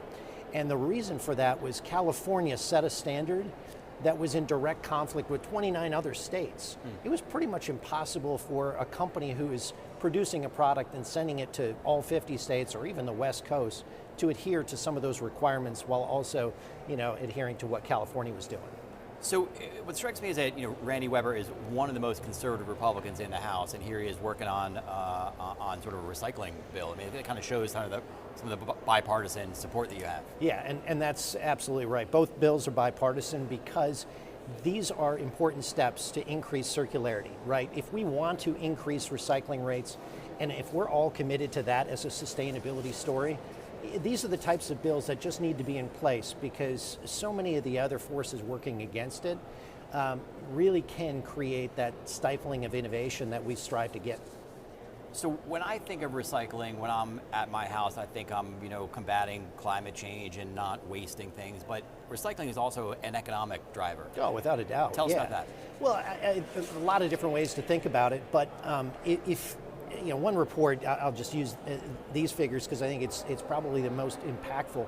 If 50% of the plastic that went into landfills was recycled instead, we would create 170,000 jobs. Wow. That gives you a sense of the waste. Every time one of our products or materials end up in the landfill and not in staying in the economy, we're losing value. So these bills, everything else that we push is about capturing that value in that used plastic material so we can keep it in the economy. We can continue to, build economic value that way. We've got the midterms coming up. It's mid-July. We've only got a few weeks until August, and then we're done, then we're back, and then we're gone again. Is there any time left to get these bills done? Yeah, so the good news is the bipartisanship showed this morning in the hearing.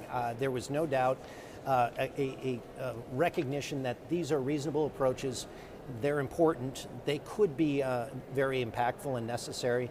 So put that together, yeah, I'm still hopeful that between now and the end of the year, these kind of end up hitching their wagon to something else that's moving and end up on the president's desk. I've got a whole bunch of questions left. Sure. We only have about a minute. I'd love to hear more about your personal story from Wisconsin, came to Capitol Hill. Our audience is the 535, the members of Congress and staff. Tell us about your journey to well, fair enough. My first trip to Washington, D.C. and to Capitol Hill was then District Attorney Sean Duffy's campaign manager, and then Congressman-elect Sean Duffy's chief of staff. Yeah, so I started here that way, and he's had one heck of a run, incredible career, doing great things at DOT. I've done a bunch of other things that ended me as CEO of the Plastics Industry Association. What advice would you give to young congressional aides to how to navigate Capitol Hill, make relationships, to ultimately move on to a job like the one you have now? Yeah, I'm a little bit old school. My feeling is put your head down, work hard, and you'll be rewarded for it. So anybody who's coming to Capitol Hill, nothing is beneath you. Go ahead and put the work in, and it's ultimately going to pay off. I agree with that. Matt Seaholm, President and CEO of the Plastics Industry Association, thanks so much for joining us. Thanks, Brody. Appreciate it. I'm Brody Mullins. We'll be right back on 535. You're watching 535, and we'll be right back. He is what your show is called, The Decider. It's Washington's hottest new show, and it has the Beltway buzzing. Americans, they know BS when they see BS. Pulitzer Prize-winning journalist Brody Mullins. Is this era ending and is a new era beginning? And veteran strategist Lisa Camuso Miller. Have you ever had to tell a client no? Talk to the biggest and most influential players. We wanted $1 million. He said done. Rewriting the rules of influence. Business is going to be on the ballot. Congress needs to do their job. They become lapdogs rather than watchdogs. The people who never talk. That's such a good question. Talk to them. It was kind of fun, actually. It's Washington's only show by and for insiders. Welcome to the Deciders. Watch weekly right here on 535.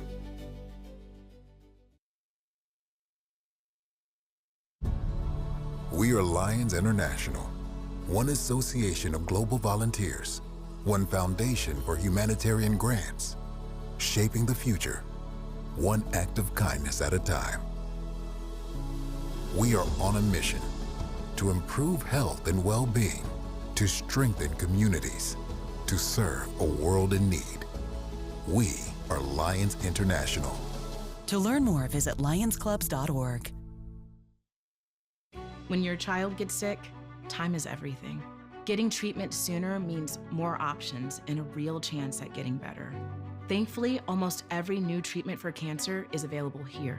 And because of strong American leadership, we get these new medicines first. But that can change fast. In other countries, many are told to wait or go without. If Washington copies other countries' policies, we'll have to wait too. It's time to tell Washington, keep America in the lead. There are moments that shape an organization's future. A policy shift, a crisis or investigation, a market shock. When that moment hits, the clock starts. Markets move in minutes. Regulators, employees, and customers respond instantly. Narrative helps leaders respond with pace, engage stakeholders with precision, and position brands with perspective. So when challenges emerge, you can navigate complexity and lead with clarity before the narrative is defined for you. You're watching 535. This is 535. You're watching 535. You're watching 535. You're watching 535. We're live from the Capitol, and 535 starts right now.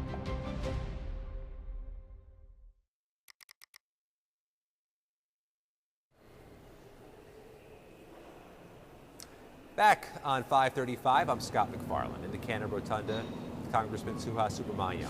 Number 95, our 95th interview here on 535. But again, as we've mentioned before, you're always first in our hearts. That's right, thank you. Let's be clear about that.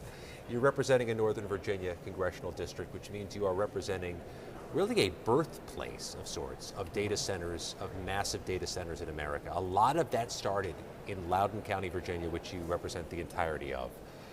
What do your constituents think about this? Maybe they have a different perspective because they were there from the ground floor. Well, at first it was okay. I mean, the first data centers were in our county. AOL was there, and so you had a lot of fiber in the ground. Yeah, headquartered there. And so, you know, people were okay with that. But now we're going to be going on hundreds of data centers. If my district were a country, it would be the fourth country in terms of number of data centers. And up to 70% of the internet can go through Loudoun County alone in a day. So you look at that impact, but then you look at what's happening to the residents as a result of it. So you're talking about higher utility prices because the residents are saddled with paying for the energy infrastructure. Talking about them putting utility lines through people's communities and schools. And so it's become a huge issue, and there's been a backlash now to it.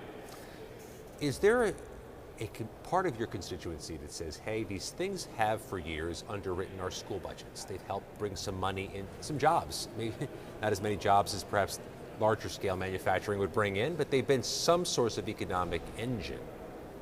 Yeah, well, certainly the local government likes it because you can take the revenue and you look really good, you know, sort of opening up these new parks and new roads. But I think constituents are starting to realize that, you know, maybe this isn't worth it. Maybe we'd rather pay higher property taxes than have a utility pole in my backyard, literally, in some cases. And so I've been saying we need to slow down when it comes to this data center development in our area. There's lots of other parts of the country that are better positioned at this point to have them, and they want them. And in our community, we don't really want them anymore at this point. Explain the legislation you've supported on this that you've been trying to galvanize your colleagues behind. Yeah, it's simple. So data centers are now a target in wars, and so our community is a target when you're building most of the data centers in the country in our community. So we need to find a way to protect them, number one, and keep our community safe. Two, we need to make sure that utility companies pay for that they have the data centers pay for the power that they want generated. And so not the residents and not the folks like you and me who pay our utility bills every month. We shouldn't be subsidizing the data centers' power infrastructure. How do you craft legislation to get the utilities to pay? How do you alter that or orchestrate that? So our state corporation commission, so the states have their own regulators who come up with these policies, and it'd be better if the state actually passed legislation. What we're trying to do is say, you're going to lose your highway funding, you're going to lose other types of federal funding if you don't get together with your state legislature and come up with a way to not saddle people with the energy infrastructure costs of data centers. And finally, we need to make sure we do siting better. And so we cannot put them all in one place. We need to put them in places where there's community buy-in. We need to put them in places that already have the energy infrastructure and the water infrastructure to be able to handle them. I'm thinking of like the water utilities so many communities have, where you have an increasing security perimeter trying to keep them from being vulnerable, seeing the same thing with electric utilities? Are you talking about getting some type of, for lack of a better phrase, fencing or fortress-like security for the data centers? Yeah, I mean, infrastructure that supports data centers is also a target too, first of all, and that's infrastructure that supports the community around the data centers. So we have to keep them safe. So that's why I started with safety. It's because no one's really talking about this. People are talking about the utility costs and the water impact, and I think those are critically important. But we also need to talk about the safety of communities around data centers. They're being bombed right now in the Middle East. They're being bombed in Russia, Ukraine. They're targets at this point. Your constituents are probably thinking, welcome to the party, everyone. We've been talking about this for years now. Even though it's become a national point of contention, it's been a point of contention locally for a while. Mm-hmm. Can you explain why those things grew so distinctively in your district initially? Yeah, you know, when I started running for the state legislature, I was one of the voices saying that there's too many data centers at this point and that we need to cut back.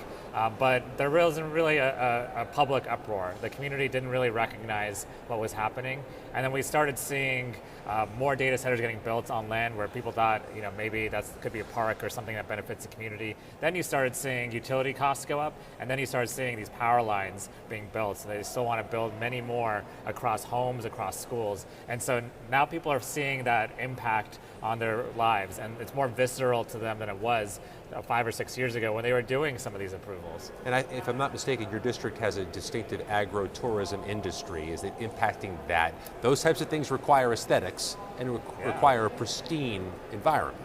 Right, yeah, and what they're doing is in the eastern part of my district, they're building the data centers, but then they want to connect it to coal country in West Virginia, and so they have to stretch power lines across those beautiful, scenic western parts of my county and my district, and so that impacts those industries as well. Let's talk a bit about the federal workforce. You have a disproportionate number of federal workers in your district, one of the largest concentrations in America. What are they saying about the return to work policies the Trump administration has instituted, where people are going back into offices? The Trump administration would argue perhaps it's more productive work when they're there. What kind of feedback are you getting? Well, remember, people enter the federal government not because it's more money, it's usually less money, but because of the benefits and because they're able to serve their country. And so when the private sector is offering work from home, they're offering to have flexible hours. It's hard to compete with that. What you're going to end up getting is not the best and brightest in our federal workforce. You're going to get the folks who want a different scene and want to go into the federal government, but you're not going to get the same kind of talent. And so we're losing a lot of talent. We're having a brain drain in the federal workforce because of this, and it affects my constituents who drive an hour sometimes to work every day. And so the traffic has gotten worse for everybody because there's not telework as an option for as many people anymore. Are you seeing the DOGE impacts only 17 months in? And if so, what DOGE impacts are you seeing on the landscape in the Virginia 10th? Yeah, well, in the Virginia 10th and in my community, we've seen DOGE impacts in terms of restaurants feeling it from not as many federal workers coming in. Federal workers themselves and their spouses being impacted by this. Some of them feel like they have to move now to other parts of the country to get another job because the federal government is no longer that job security they were looking for. It's also no longer as good a job because they had a mission and their mission has been changed to fulfill the wishes of the president. So there's a lot of issues with not being able to try to attract great talent. We have people on Capitol Hill today talking about wanting to attract great science and tech talent to government. How are you going to do that if you're treating the federal workforce this way?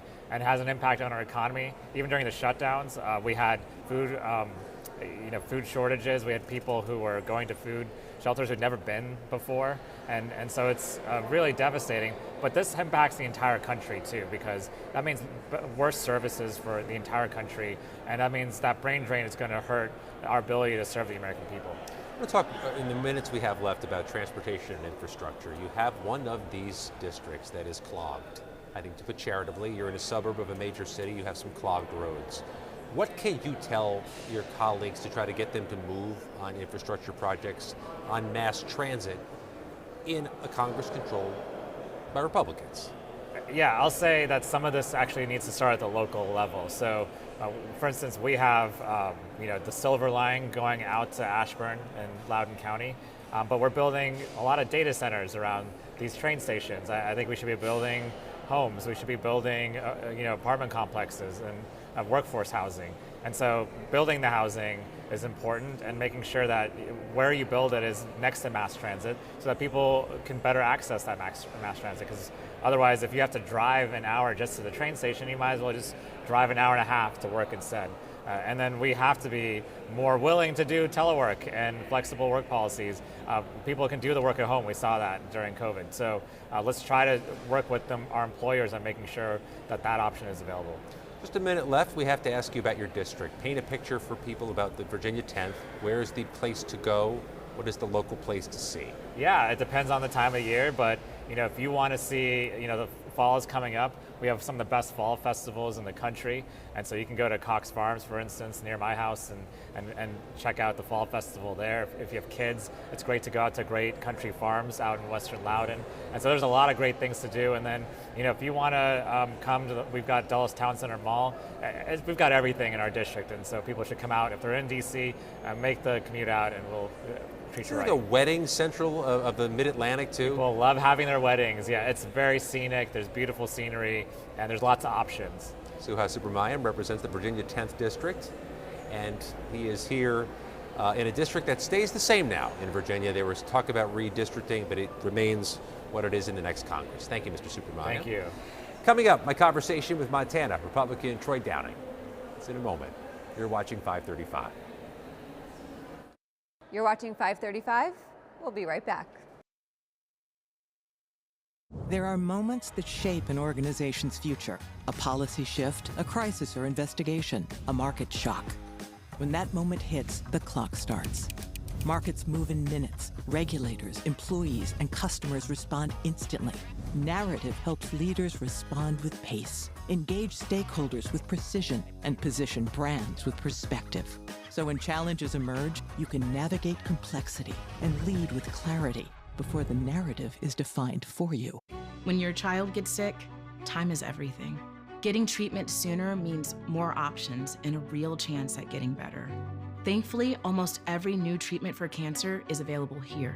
And because of strong American leadership, we get these new medicines first. But that can change fast. In other countries, many are told to wait or go without. If Washington copies other countries' policies, we'll have to wait too. It's time to tell Washington, keep America in the lead.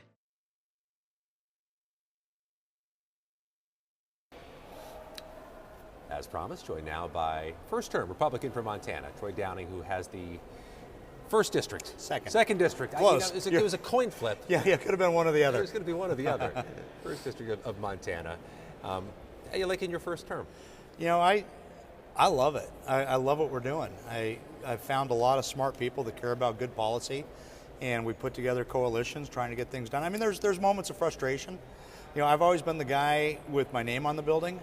I ran an agency. I was a statewide elected before. I was the Commissioner of Securities and Insurance. Yeah, state auditor, also a land commissioner. But, I've always believed in coalitions and teams. But end of the day, when I was the commissioner, my decision was the decision. And now you've got to get so many people together to get things passed. And, we do that, but sometimes it's frustrating. But to answer your question succinctly, I love what we do. I think we're passing good policy, and it's meaningful and impactful to the people who sent me here. The reason I ask that is, of the 535, it's a good chunk of you that were executives before you became legislators. Right. It's a whole different muscle, isn't it? Right, it is. And I talk about that because I was in the private sector in financial services. I had an investment banking group, we had a broker-dealer, did a lot of commercial real estate, built an insurance company around that. So I was in the private sector, and then I ran as a regulator, gave me the opportunity to address a lot of the things that I saw in the private sector that I thought needed addressing.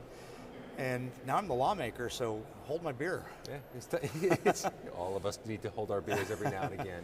I want to talk about financial services since you brought it up. You're on the Financial Services Committee, been serving there since the start of your term. One of the bills that caught our attention was this Main Street Capital Area Access Act. Explain what it does, because you're getting into the world of bank reform, which can sometimes be tough to explain to your constituents, I suspect. Right. Well, and just a little bit of background. One of the biggest contributors to success as an individual, as somebody starting out a family, as somebody starting a small business, is access to capital. And the more we can do to solve that problem, I mean, there's equity, there's debt, there's all these different things, or just keeping your own capital in tax reform. That is one of the biggest drivers to financial success. And so what we run into, especially in places like Montana, very rural state, my district is one of the most rural. I'm the largest in the lower 48. We have really, really long roads. So a very rural district. And the community banks in Montana are the lifeblood in terms of getting, operating loans out for farmers and ranchers, mortgages for homes, everything that you need to borrow money for. And the problem is that these small banks, these community banks, are being treated like large institutions, and it just doesn't make sense. It hobbles them in terms of their requirements for holding capital, where their ratio is on their balance, all these things that slow down the flow of capital, the access to capital. And what we're just trying to do here on a very high level is make it so that they can operate without having the constraints of a very large national financial institution. What are some of the restraints and some of the regulations? They have to have so much capital on hand physically, or that's a big, the amount that they can actually lend. The capital standards for them is very, so you've got a bunch of money that's not going out into mortgages, so allowing that. There's just the regulatory environment on when and how they're doing examinations on limitations on de novo, on new lenders trying to come into the market, and what the capital standards are there. And one of the reliefs that we have in there is allowing them to spend a couple of years building up to that capital requirement rather than expecting it on day one. And having an on-ramp for that, I think, is a big part of that. One of the things that gets people concerned is hearing about deregulation of any form of banks, because we are still freshly remembering 17 years ago, almost 18 years ago now, where we saw a destabilized banking system that was not being policed well enough, almost cannibalize our entire economy. Is some of this eased because they're so small, or is this something that you think that has got safeguards sufficient to prevent catastrophe from happening? Well, I'll tell you that the regulators that I see, especially on the state chartered banks, are very good at doing what they do. The examinations, making sure that they're doing everything that they should. I think in terms of small banks, it does need to be right-sized. And one thing that you alluded to but didn't say is obviously having a small community bank with relatively small assets coming down, as opposed to like a Silicon Valley bank, has much different, much different impact. It's not Bank of America. Yeah, exactly. Yeah, that's a better way of putting it. It's not Bank of America. Yeah. So I think that, first of all, I don't want anybody to think that we're deregulating. We're just right-sizing it so that a small bank that doesn't have the issues that a very large one can actually get capital out there to serve the communities that they know, the people that they know, the industry they know, or the assets that they know in the communities that they know. I think that's important to just kind of get out of their way on all that without putting aside any of the requirements for their capital standards, for their reserves, for their examinations, and just making sure you're right-sizing it. Let's talk about the housing bill. You had authored a section about repairs, and I wanted to get a deeper sense as to what that component was and where it fits in the newly enrolled law. Right. And I just got to say kudos to Chairman Hill and to Chairman Flood for getting that through. I mean, that was yeoman's work, and it wasn't easy. A lot of the back and forth. Bicamerally was, I'm just so happy that did become law, because as I travel around my district, as I mentioned, very, very rural, there's a lot of limiting factors in being able to recruit and hire doctors, nurses, teachers in these smaller communities. And the number one issue that I hear from all these communities is they can't house them. And so this is a big problem in my district, in my state, in the country, making sure that just we have available housing. Available housing, yeah. We just need to make sure that we're solving that problem. And some of this bill was relieving regulatory hurdles, and I think that was all well placed. Some of it was, again, access to capital.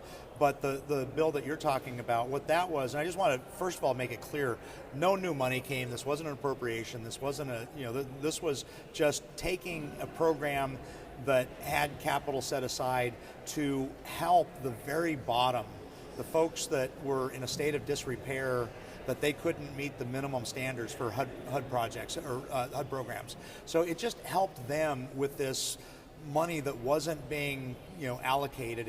It redirected that so that they could get to the point where they met those minimum standards. And so here's something that's important to keep in mind.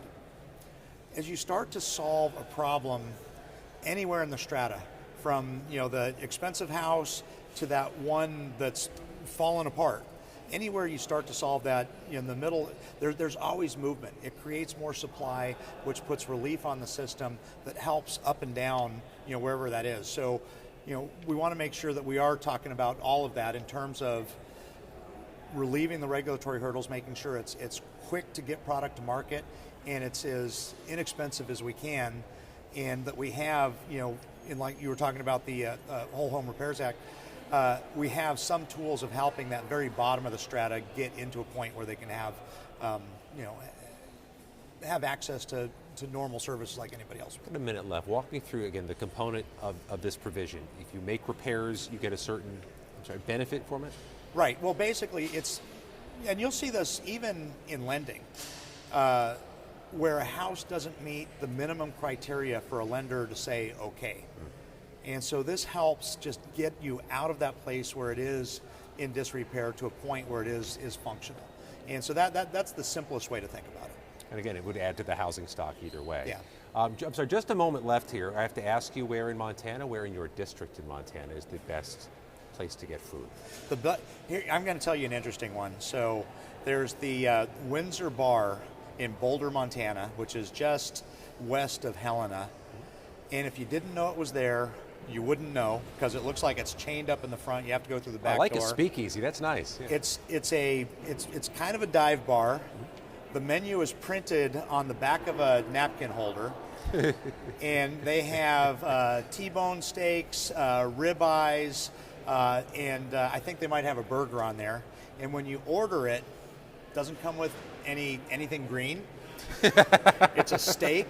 Yes. It's they have a baked potato with sour cream and some Texas toast.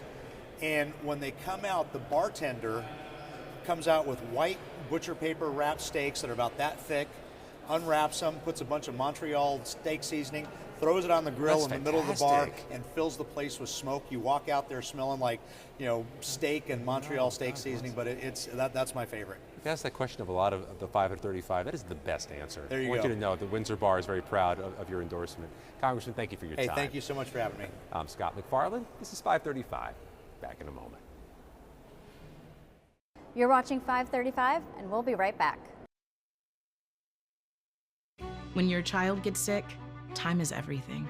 Getting treatment sooner means more options and a real chance at getting better.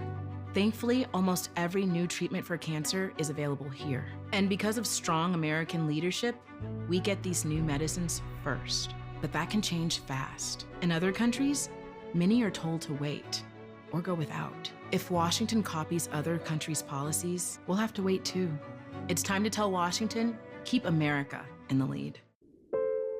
I work hard. My dad worked hard. That's where I got it from. What I take home is my future and my kids' future. And if I can invest in companies, they're going to reflect my principles, what I believe in. So why would those companies hire outside people to tell them to embrace principles I don't believe in? Congress must protect the financial future of Americans from the foreign-owned duopoly that answers to no one. Welcome back to 535. I'm Mariana Sotomayor, congressional correspondent with Puck News. I am now joined by Congressman Chris Pappas, Democrat from New Hampshire, and also the 96th member on the show. We're getting really close to 100 before August recess. We'll talk about a number of things, but first and foremost, thanks for coming. Thanks for making your debut. Proud to be number 96. Yeah, so close to 100. Thanks for almost making it happen. Let's talk about surface transportation. A number of lawmakers obviously have put their stamp on this bill and want to see and hope that it can get through not just the House but the Senate, this Congress. You introduced legislation to reauthorize the Active Transportation Infrastructure Investment Program. Yes. Tell us about it. What does it do? Yeah, ATIP for short. ATIP. We got to have acronyms Yes. for everything here. But this came out of conversations I've been having with folks in New Hampshire for a long time about the need to identify specific sources of funding for trail infrastructure, for bike and pedestrian infrastructure. Oftentimes, communities work to fit a square peg into a round hole with respect to funding those kinds of projects, which are important for mobility, for quality of life, and they add amenities for communities that are really terrific. We've got the chance to build out these networks on a regional, statewide, national basis that can connect our communities. And so we work to get that into the bipartisan infrastructure law, got it authorized, funding has gone out, and we're working to try to make sure that program continues. The need continues to grow from what I'm hearing from community members in New Hampshire about the need to invest in trails and connect our communities. And so it's just creating a dedicated funding source in order to do that. At the same time, we're working on reauthorization of surface transportation. We were disappointed in the first version of the House bill that came out of committee that did not preserve funding for ATIP. But we're going to keep pushing this. The funding was made flexible in the bill so that projects that had been eligible for this program can apply for funding through programs like CMAQ that are preserved in the House bill. But we've got a long way to go. This shouldn't be about putting all our eggs in the roads and highways basket. We have to diversify. We need an intermodal system of transportation, and those local connections promote public safety, promote economic development, and a good quality of life. And so we're going to continue to fight for funding for that. Yeah, this seems like something, even though people may not be thinking about when they're walking on sidewalks back home, that could be beneficial to local communities. Like, I'm originally from Tampa, Florida, and I remember when they unveiled our river walk by the Hillsborough River, and that you just saw a boom of restaurants, coffee shops, or just like recreational areas kind of pop up. Why wasn't this necessarily something that was put into the surface transportation bill? Because again, it seems like there could be a lot of benefits for constituents back home. Yeah, well, we got bipartisan support the last time around, and there is still bipartisan support for things like the CMAQ program, Safe Streets, that do provide some important opportunities for communities. But we're going to keep making the case, and there's great interest in this around the country. I've been out there on trails in my state. We have a lot of these old rail lines that have been converted into trails that allow people to get to work by bike, or allow a new coffee shop to open up next to a trail where you've got a lot of people recreating, and it's good for the local small business economy. So it's just really smart. I think when I talk to younger people in particular, they're less likely to own a car, to want to drive everywhere. Yes. They want transportation options, but it's really good for people of all ages. Many of these paths, these recreational opportunities are open to people of all ages and abilities. And so I think it's just smart to think about how we build our communities for the future. And any sort of infrastructure bill has to be well-rounded in terms of where the funding goes. I'm sure you have been in many conversations and negotiations, and it always comes up, because it's something I hear from lawmakers. Well, what is the measure of success for this piece of legislation or for this proposal?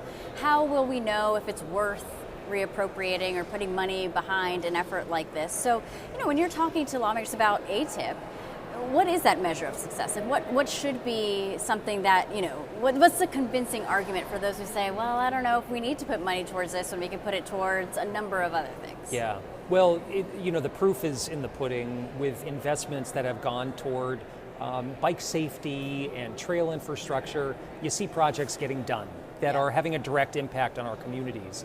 And I see it in New Hampshire, where there are local folks that have these groups that are raising money, doing bake sales, but they're doing 1 mile at a time. And oftentimes they just don't have the funding to be able to really, in a short time frame, build out the kind of network that we can realize here. So this is all about getting shovels in the ground, getting projects done. There's great interest in that across the board, whether it's repaving highways, modernizing bridges, making sure that we have strong transit systems. But oftentimes these trails, these paths, these sidewalks are the local connections that make it all work. So I think that's the measure of success is, how does this help our transportation networks all come together and serve the community? Let's talk about highways. You have a bill that's Sure. called the Highway Fair Shake Act. Tell us about it. What would it do? Yeah, well, the notion is that we should be getting more money out to all states through the highway formula, but that there needs to be some fairness. And small states like mine have been disadvantaged for far too long in the highway formula, which dates back 20 years and is a thorny issue for Congress to reopen. I think this is a good opportunity to do this. If we've got a 5-year surface transportation bill that we're putting together, we've got to make sure that the funding distributes, that the formula distributes funding on a fair and equitable basis. So this would provide for 0.5% of highway trust fund dollars to at least go out to each and every state so that there's a higher baseline of support that states would receive. In New Hampshire, we've got a lot of rural roads, a lot of lane miles, even for a small state. And we've got to make sure that the big states aren't crowding out the smaller ones like New Hampshire, Vermont, and some of our other neighbors in the Northeast that need this. And frankly, that have roads that get beat up in the winter. We put a lot of salt down on our roads to make sure they're passable during the winter months. That's another measure that should be taken into consideration with respect to the formula. Yeah. So it's time to update it. You mentioned it's a thorny issue to even kind of open up that conversation. Why is it? Is it because, members defensive of their state, they want to make sure, especially if they are from larger states that have, I'm just thinking of like Los Angeles, just see those pictures in your head of all those highways. Do they just want to keep this form because it is more beneficial for them at the this time? status quo can be hard to shake up because there are states that are winners under the current formula. Okay. And to ask people to open up that conversation sometimes is tough for those people that are doing well and maybe even doing better than they should be based upon the realities out there of transportation. So let's do what's fair. Let's at least provide small states like mine with 0.5% of these federal highway dollars. That would increase funding. But I think with respect to the bill, generally speaking, and how we distribute money through the formula, we need to increase the amount of money that's coming through it because project costs are going up. Those dollars are buying less today than they were 5 years ago when the bipartisan infrastructure law was being negotiated. High fuel prices, high costs for all the materials that go into a project is meaning that states are doing fewer projects with the same amount of money. So we have to take that into consideration and really, open the aperture on the amount of money that's coming through these formulas so that no state is disadvantaged, and then provide for some equity for smaller states. I'm totally curious about this in the formula. Is population part of it in any way? Because we've seen, right, even like the last couple of years, so many people moving from one state to another, just general population growth. Is that part of the calculation? Because I imagine more people means more people want to get from point A to point B, and if you're not widening the highways or streets and all of that, it just makes it more complicated. It is, and there's also a calculation around how much a state pays in to the Highway Trust Fund, that they need to receive at least 95% of that money back to their state for projects.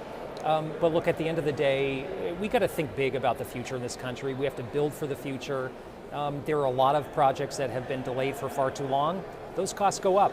The deferred maintenance creates challenges with respect to infrastructure projects. So this is about putting some shovels in the ground, supporting construction jobs, and ensuring that our states have strong economies. So I hope that we can get a good conversation going on how to make highway funding as robust as possible and make sure those dollars are equitably dispersed. We'll see what happens there. I wanted to ask you, separate from infrastructure transportation, but something that's known as forever chemicals, PFAS. I remember hearing about it up here on Capitol Hill maybe about a decade ago. But since then, there's been so much more conversation around it, awareness for the public about where Mm-hmm. PFAS could be. It's really on a number of surfaces in everyday life. You can't really get rid of it, right? Yeah. How are you combating that issue? Why did it come to the forefront for your own awareness, and you found it important to try and regulate this? Well, in my district, I learned about this probably about 10 years ago or so from community members that had been impacted around a former military base, an Air Force base, where they used firefighting foam that was laden with high concentrations of PFAS. It got into the groundwater, into the environment, has poisoned well water, and has made it undrinkable and unsafe for human health. long-time exposure to PFAS, which bioaccumulates in the human body. In these chemicals, it takes hundreds of years for them to break down. They're called forever chemicals because they persist in the human body and in the environment. But in certain concentrations, it's linked to chronic conditions like cancer. We've seen high cancer rates in New Hampshire around sites that have had PFAS contamination. Also, old industrial sites is a place where you'll see it. So there is a strong bipartisan interest in Congress to addressing this. Also in the bipartisan infrastructure law was dedicated funding for states to clean up PFAS, to make sure that we're filtering it out at publicly owned treatment works. But there's a lot more that we have to do to make sure that we're not just perpetuating these chemicals that are not going to break down in the environment and that are harmful to human health. Has Congress been able to, have that oversight ability to know whether states are complying to that piece in the infrastructure bill? Like, are they cleaning up? What are they doing to make sure that PFAS is not as prevalent? Well, the grants have been deployed, and so states are in receipt of dollars that they're putting to good use for water and wastewater projects, and we've seen that in New Hampshire as well. But we really need EPA to step up to the plate here. They've known for 50 years plus that these chemicals are harmful. And there have been, efforts to address this, to regulate it, to set maximum contaminant levels for drinking water. A lot of that work is being undone right now by the Trump administration. We're working on a simple bill just to say that under the Clean Water Act, we should be regulating these chemicals and ensuring that we're going to the source, the known industries that are polluting our environment, our surface water with PFAS chemicals, ultimately holding them responsible and not local taxpayers that are paying the bill for their water or for their wastewater. So I think it's smart for us to figure out how we can set national standards, state by state. This is going to be a big challenge for states to address this, and we need to provide grants in terms of upgrading the infrastructure so that water is safe. Yeah, a lot to do on that front. Yes. We only have a couple of minutes left. Okay. Since this is your first time on 535, I wanted to ask you to be part of our 535 1 minutes. Absolutely. You can answer as quickly as you want. Okay. But it's not a magic minute, so no 7-minute responses, 15 minutes.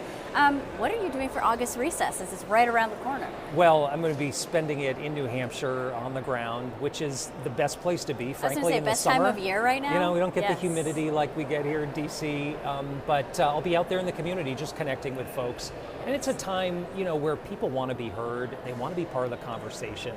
They think everything going on in Washington is crazy, is not necessarily focused on their lives. And so it's about understanding where people are and building that connection to be able to change the way things work here. You've been up here on Capitol Hill for some time. What is the one thing that you wish you could get done? What's still that number one priority? Even though you've seen a number of things, get done under Democratic leadership in particular, but what's still that one issue that you're like, I want to try and get it through? Well, I think the things we just talked about. I mean, ultimately, passing a new surface transportation bill is a top priority of mine. We've got to build on the momentum of the bipartisan infrastructure law and make sure we're taking additional steps forward to invest in our communities. So there are a number of things that come to mind, from addiction and mental health, where we have to sustain efforts to create opportunities for people to get the care that they need, to address the ACA premium subsidies that have gone away, which is a disaster for affordable health care in New Hampshire, trying to roll back the Medicaid cuts that were pushed last year that are also going to be a disaster for the delivery of health care, particularly in rural areas. So there's a lot of concern across the board. Yeah. I worry about the functionality of the institutions here in Washington. We are not in a position where things are moving in a collaborative way, where we're putting wins on the board for the country. And that's concerning for all the issues I think the country cares about. Yeah, it's been interesting to see the last couple congressional terms. It's some of the most historically low producing Congresses, both the House and the Senate, not necessarily passing as many bills as before. Speaking of legislating, who is your favorite person to work with across the aisle? It's a tough question because, on some of the issues we've mentioned, like, on PFAS, Brian Fitzpatrick is a go-to. Mm-hmm. Some of the best work that gets done in Congress is on the Veterans Affairs Committee. Yeah. And you can build really good relationships with people that you might not expect. I work with Derek Van Orden regularly on issues having to deal with housing insecurity for veterans. We passed a bill to stand up a new program that supports veterans who are able to make partial payments on their loans and ensure that they're not foreclosed on. So those kinds of things are possible if you're willing to get to know people and figure out where you have some common interests. And we need more of that here and not less. So this could be a little bit of a controversial question because many people flock to New Hampshire for politics. I went a couple years ago as a campaign embed in the 2020 election, and so many recommendations of where to go eat. Where's the best food in your district? Well, I have a family restaurant business. It's a good one. So if we set that aside for a moment, I mean, New Hampshire's great. We've got a lot of independent restaurants, small businesses, from the Mount Washington Valley to the Lakes region to the Seacoast to the cities. So, like any place out there is sort of on the first in the nation trail. I know sometimes there are certain places that get held up as like this is the place to go for to find politicians, and they're everywhere come New Hampshire primary season, which is really great. So, and that's what's special about it is that like the voters get to bring these candidates into their coffee shops, their diners, their living rooms, and have authentic conversations about what's going on out there. So that can happen just about any place in New Hampshire. Yes, I know all of your constituents. I always love going to New Hampshire because they always welcome all of us politicos, whether you're a lawmaker running for office or even reporters who have questions. People usually have lots of thoughts. Yes, they do. Which is a healthy sign. We've got a really engaged electorate that's well-read and studied on the issues and has a lot of opinions. Yes. And that's a real asset, I think, for our electorate. Yeah. Well, I appreciate that, and I appreciate you coming. Thank you so much, and come back anytime. Next time you have another policy that you'd like to talk about. That's great. Appreciate it. Thanks. We'll be right back. Stay tuned. You're watching 535, and we'll be right back. I enlisted as a medic to be there to help my patients, and after an injury, I found myself as a patient. I experienced post-traumatic seizures. Depression is a big one that comes along with it, PTSD. So I pursued my PhD in neuroscience and regenerative medicine. The coalition has helped fund my academic pursuits. They genuinely care about helping the vet in whatever way that they can. Through supporting the coalition, you're supporting some of the veterans that have the biggest needs. Visit saluteheroes.org to learn more. When your child gets sick, time is everything. Getting treatment sooner means more options and a real chance at getting better. Thankfully, almost every new treatment for cancer is available here. And because of strong American leadership, we get these new medicines first. But that can change fast. In other countries, many are told to wait or go without. If Washington copies other countries' policies, we'll have to wait too. It's time to tell Washington, keep America in the lead. Welcome back to 535. I'm Susan Davis. Prediction markets are increasingly popular, but they're also controversial. There's many members of Congress seeking to regulate them, and there's legal cases playing out all across the country. My next guest is former Democratic Congressman Sean Patrick Maloney, and he's now the president of the Coalition for Prediction Markets. Thanks so much for being here. Nice to be with you. First, let's talk about the coalition. Who exactly do you represent here? Right, well, that's a great place to start because we represent only the US-based federally regulated companies. So think Kalshi or some of the large electronic platforms like Coinbase or Robinhood and Underdog. And the common thread is that these are companies that want to play by the rules here in the US, that adhere to things like Bank Secrecy Act standards, that have know your customer requirements, that have anti-money laundering and fraud protections, that ban members of Congress from trading and have very sophisticated surveillance tools to stop market manipulation. In other words, the kinds of mature, responsible companies that believe in the integrity of U.S. financial markets and see that as their business model. Now that's not true of everybody operating a prediction market internationally. There are shady offshore platforms that don't adhere to these rules. So the real difference is that we think we need a strong, durable federal regulatory structure. That's why we're active in Washington. That's why the coalition exists. And right now, these markets are regulated by the CFTC, correct? That's exactly right. Is that the main regulatory body? That's exactly right. Just like lots of large exchanges that are more familiar, like the Chicago Mercantile Exchange or the derivatives markets, and come under all of those same regulations and all those authorities. There's also an active rulemaking process at the CFTC right now, which is specifically directed at prediction markets. So in some ways, these are derivative contracts that are not a lot different than the derivatives contracts being traded for a century now on the exchanges we know. In some ways, they're different because it's another example of a financial market being democratized over the internet and having more people with access to it. And so there's some new aspects to it for sure, but a lot of it is actually a century old. Let's talk a little bit, I feel like we should do a little viewer due diligence here. How does the prediction market work? If you're on Kalshi, what are the kind of things that people are engaging financially in? Like, how does it work for a layman? Right, well, that's a great question because I think a lot of people have some confusion about it.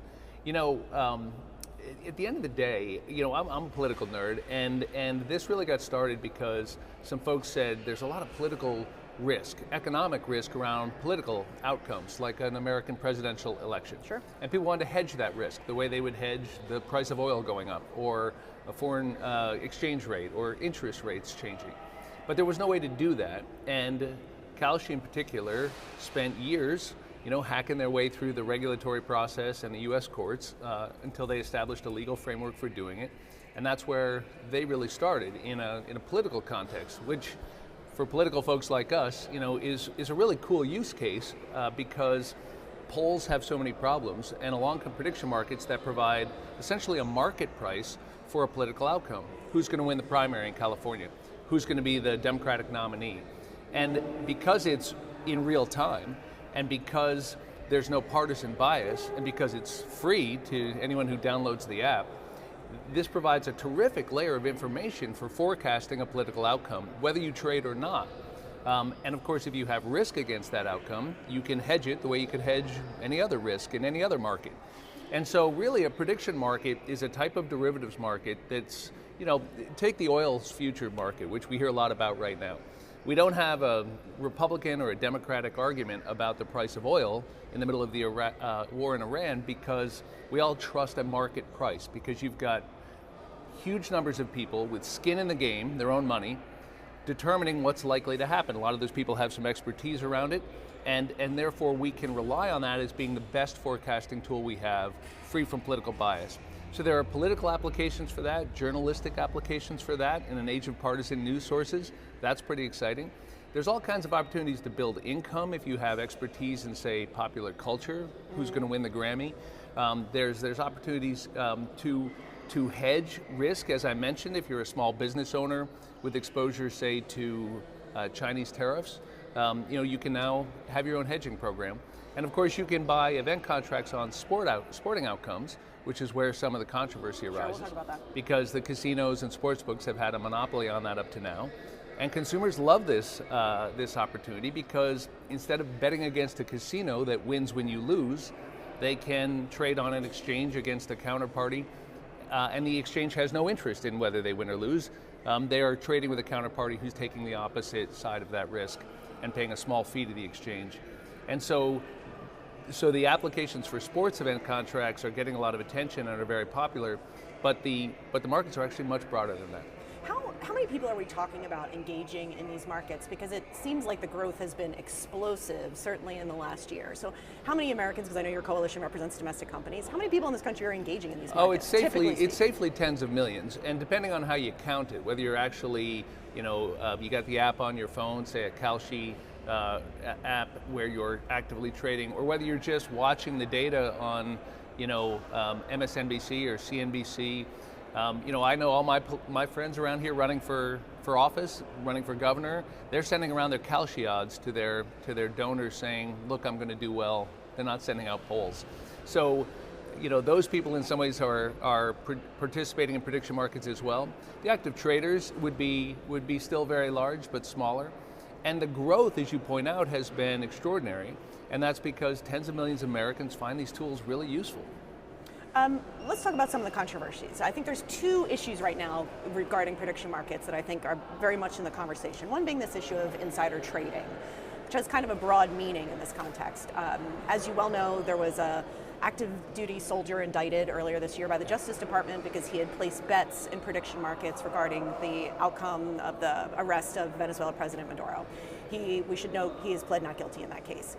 But it does seem to be one of those cases that exposes how there's so many things within the realm of national security, here we are sitting in Washington, that people could make bets around that, one, raise not only legal issues, national security issues, but maybe ethical issues in government. Well, right. So a couple of things to say about that. First, I served on the House Intelligence Committee here for years, and I care a lot about those national security issues. The trade you're mentioning, the Maduro trade, happened on an offshore platform. Yes. And because of the technology used in that platform and because they don't adhere to U.S. standards, that is a much more fraught environment. In fact, most of the, if not all of the major scandals you've heard about that have gotten a lot of attention have happened at those offshore platforms. So that's why at the outset, when I say I represent the onshore federally regulated guys, it's not just a slogan, it means we've got know your customer rules. We ban insider trading. We're gonna know who did it, and we're gonna report them to law enforcement if it's suspicious. We're gonna surveil the users and use list matching up front, so we're gonna stop people in Congress from betting on relevant contracts, or if you're an athlete or you're a trainer or you're working for a sports team, you're already gonna be banned up front. But if you engage in the inappropriate use of insider information, well, what is important is that company have the surveillance tools, have the know your customer rules, report you to law enforcement. And let's remember, insider trading is illegal, it's been illegal, it's gonna be illegal tomorrow. National security information, is protected by law. Yeah. You're going to go to jail if you misuse it. I didn't sell secrets to the Chinese when I was on the House Intelligence Committee because there was a different, way to break that law. I mean, the point is you don't do it because you love your country and because there are serious penalties if you don't. Those still exist. You're right that it's very important that the markets have the kind of integrity that the users rely on and that we all count on for things like secrets that keep our country safe. My guys who are based in the U.S. and who adhere to, say, Bank Secrecy Act standards do what every other market with integrity does to guard against the misuse of insider information. And it's always going to be a struggle in any financial market to make sure that bad people aren't trying to get an unfair advantage.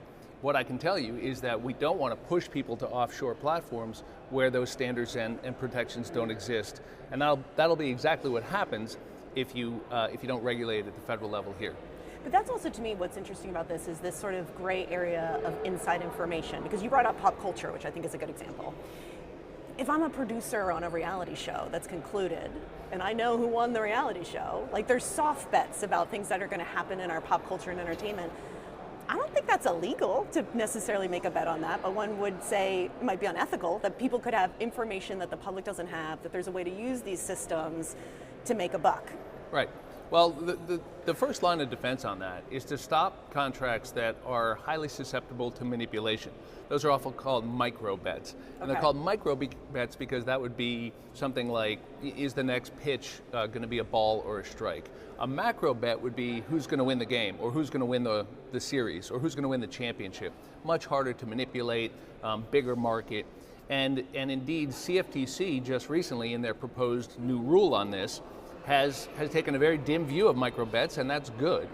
Our folks don't offer micro bets because of exactly the reason you mentioned, which is that you can't have certain types of contracts that are so easily subject to manipulation. And here's the point. Our guys depend on the integrity of the markets for their business model. So they're aligned with efforts to stop these type of bets that can undermine that integrity. Now, even in the context of the example you gave, that person may have a responsibility to protect that information. They're almost certainly signing a non-disclosure agreement. So they are misusing material non-public information for financial gain. They probably have a serious legal liability on that. It's a factual determination whether they're committing a crime. And so it's not like there aren't penalties, and it's not like that people don't know when they're using company information or insider information improperly. But the best thing we're going to do is have the types of contracts that are less susceptible to that manipulation. That's what you're going to get on U.S.-based exchanges. There is a provision that was recently put into the NDAA, the Defense Authorization Bill, directing the Secretary Hegseth, to do essentially a general order, a ban on service members using prediction markets. Does your coalition support that? Yeah, look, we support all these type of efforts that are going to be reinforcing what we already do, right? And so you can't trade on one of my platforms, if you're in a sensitive government position on a contract that you might have information on.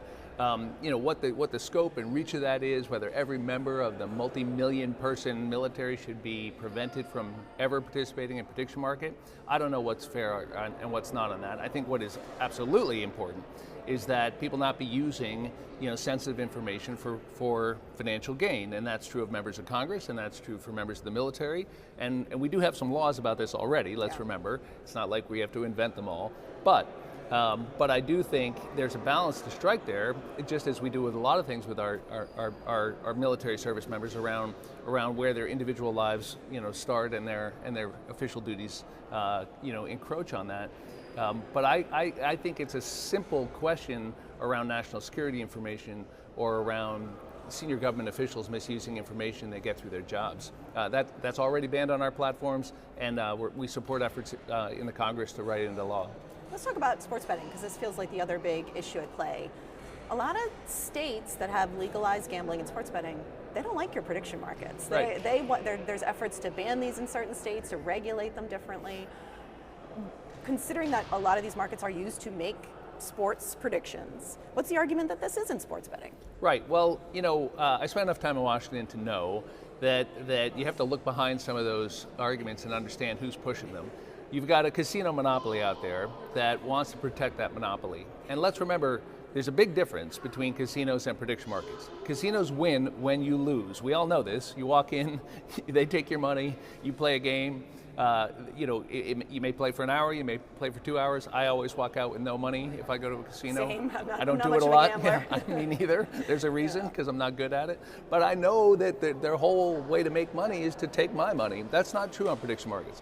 On prediction markets, you and I are engaging as counterparties through the medium of an exchange that has no interest in whether we win or lose. And so the casinos are worried that millions of Americans are choosing this other model. It's better for the consumer, and they don't like it. And that's just so if there's members of Congress who are trying to ban prediction markets from casino-heavy states, well, I think that may be one reason. There are also, concerns in Indian country on Indian gaming and whether this will affect that. I'm very sensitive to that. I think there's been huge progress made in Indian country through the Indian Gaming Act and other measures. But let's remember that there is absolutely no competition between prediction markets and 95% of the revenue that Indian tribes typically garner from casino gaming, because casino games aren't on prediction markets. 80% of casino revenue is not going to be affected by prediction markets, traditional games. The only overlap we're talking about here are sports event contracts, all right? So if you can do sports betting at a casino or in a sports book, you can as a consumer go into a business that wins when you lose. I mean, a sports book kicks you off, for goodness sake, if you win too much. I mean, that's remarkable when you think about it. Casinos literally have a business model that requires you to lose. Or consumers can have a choice between doing that on the outcome of the Giants game or another sports contract by buying an event contract on a prediction market. And by the tens of millions, they clearly prefer that. So what we believe is that the important thing is to have consumer protections, to have integrity, to keep these companies here, playing by the rules in the U.S., but to give consumers the choice about how they want to do that type of sports event contract. And that's really the only disagreement. But those monopolies have a lot of power, and they're making their voices heard here. Isn't also part of it too, again, it maybe just comes down to a revenue question. You're taxed differently. Like sports winnings are taxed at a higher rate, and I can see a lot of states looking at prediction markets and thinking, hey, we should be making more money off of these. Well, and there's some efforts to do that, and I think the companies I represent are realistic that taxes are a fact of life. It's not like our customers don't pay taxes; they do. There's going to be the usual debate in Washington between Republicans and Democrats about how much you want to tax financial markets. That's above my pay grade. But yeah, of course, and that's normal, as it should be. Some of this stuff is getting worked through because these are relatively new markets. But here's an important point. The American Gaming Association, the casinos, the big casinos, they've had a 20% increase in their revenue and profits this year. There is no money being lost by the traditional gaming industry. There is an expansion into a new type of financial innovation, a new derivatives market that is allowing millions of people to participate in sports event contracts and lots of other stuff in a different way. And casinos are trying to stop it because they want to protect their monopoly. Got it. But I don't know why the consumer should care about that. I have two questions for you. One is philosophical, and one is a little bit practical. I have a quote from Senator Chris Murphy. As I'm sure you well know, he introduced legislation to more tightly regulate what kind of contracts can be offered on these markets. And then when he announced it, he said, quote, "What happens to us spiritually when every moral question in this country just becomes a market? Don't we lose something? Don't we rot a little bit inside?" Yeah, do you think there's a moral rot? I have a lot of respect for my friend Senator Murphy, but that's a little breathless. I mean, I don't know that our civilization is worse off because we have an oil futures market. I actually think it's pretty valuable and it lets people hedge and protect against those risks. I think our country's, I know it's not worse off because we've got agriculture markets and farmers can hedge risk. And by the way, we allow millions of people to speculate in those markets because that provides the liquidity so that a farmer can actually get the contract bought and sold when he needs to. Like, we know how financial markets work. The country's not going to be worse off because we've got another forecasting tool besides polling, which sucks and which is expensive and partisan and has all kinds of problems. I know people follow politics love prediction markets. But journalists are going to love prediction markets because it's a nonpartisan, neutral source of data. It's not some panacea. It's not some miracle. But these are very useful financial tools for using your expertise, for hedging your risk, for sidestepping the casino monopoly if you want to engage in sports contracts. And if his point is that we all have to be responsible in how we engage in certain types of financial markets, I mean, you bet. That's why we support, controls on micro bets that are subject to manipulation or that are the most likely to result in addiction. That's why in states like Connecticut, where they allow gaming, I'm not sure Senator Murphy has the same objection to Mohegan Sun or Foxwoods, where they follow responsible practices and make sure that there are age restrictions and that there are often self-exclusion and limits and responsible conduct adhered to. So I understand the concern that in a country dominated by our telephone, right? Like by our phones. Everything we do is on our phone, and that it can feel dizzying at times. But my goodness, the important thing is to make sure we're following our values, to write good laws and regulations, to play by the rules, and to see the consumer benefit, and then regulate and manage against the risk. And I think that's exactly what needs to happen here. I don't know what that type of hyperbole results in policy, except maybe trying to make the future stop or send financial innovation somewhere else or send American consumers overseas to shady offshore platforms, which is exactly what's going to happen, or let people keep getting fleeced at casinos, which I don't think helps anybody. So I just disagree with that. Well, we'll leave it there. Sean Patrick Maloney, he is the president of the Coalition for Prediction Markets. I really appreciate your time. This was a great conversation. Yeah, thank you. We have to take a very quick break, and we'll be right back. You're watching 535, and we'll be right back. When your child gets sick, time is everything. Getting treatment sooner means more options and a real chance at getting better.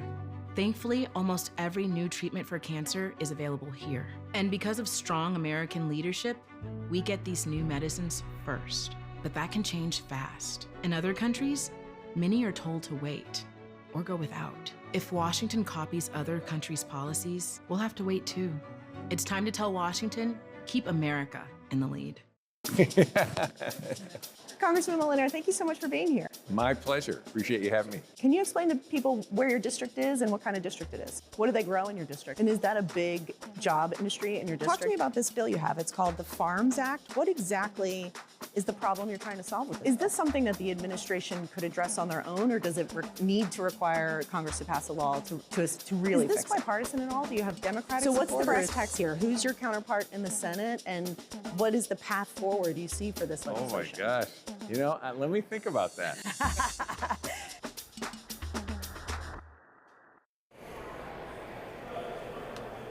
Back on 535, member number 97 of the 535 who sat with us, Brad Knott, first-term Republican from the 13th District of North Carolina, which includes parts of Raleigh, Wake County, and a really beautiful part of the state. Former federal prosecutor in the Eastern District of North Carolina, which situates you well on the House Judiciary Committee. But I want to start talking about permitting reform. It's not the first time it's come up in a Congress, but tell us what your thoughts are on permitting reform and explain what that is. Yeah, well, there's two avenues here. The Transportation Infrastructure Committee has undertaken a pretty robust effort to streamline, I would say, fairly rudimentary permitting processes. So whether it's water infrastructure, parts of energy, some of the road build-outs, it's not rocket science. And trying to expedite the reviews and then give certainty to states, cities, and so forth, that's what we're looking for. Rather than having subjectivity with the permitting process, making it very clear-cut so that they can apply, receive it, make quick changes they need to, and then get on with their job. What's tying it up right now? You know, honestly, I would say the reviewing parties have a lot of discretion, and when one administration changes, that's also a major factor. But whether it's regional diversification or political diversification, there's just not a lot of certainty there. There's a lot of discretion for the individual reviewers. And then most importantly, there's not really accountability to the reviewing parties. So whatever it may be, whether it's FAA, EPA, DOT in Washington, there's not a very streamlined way to try to expedite or challenge. And inadvertently, that can incentivize dragging your feet.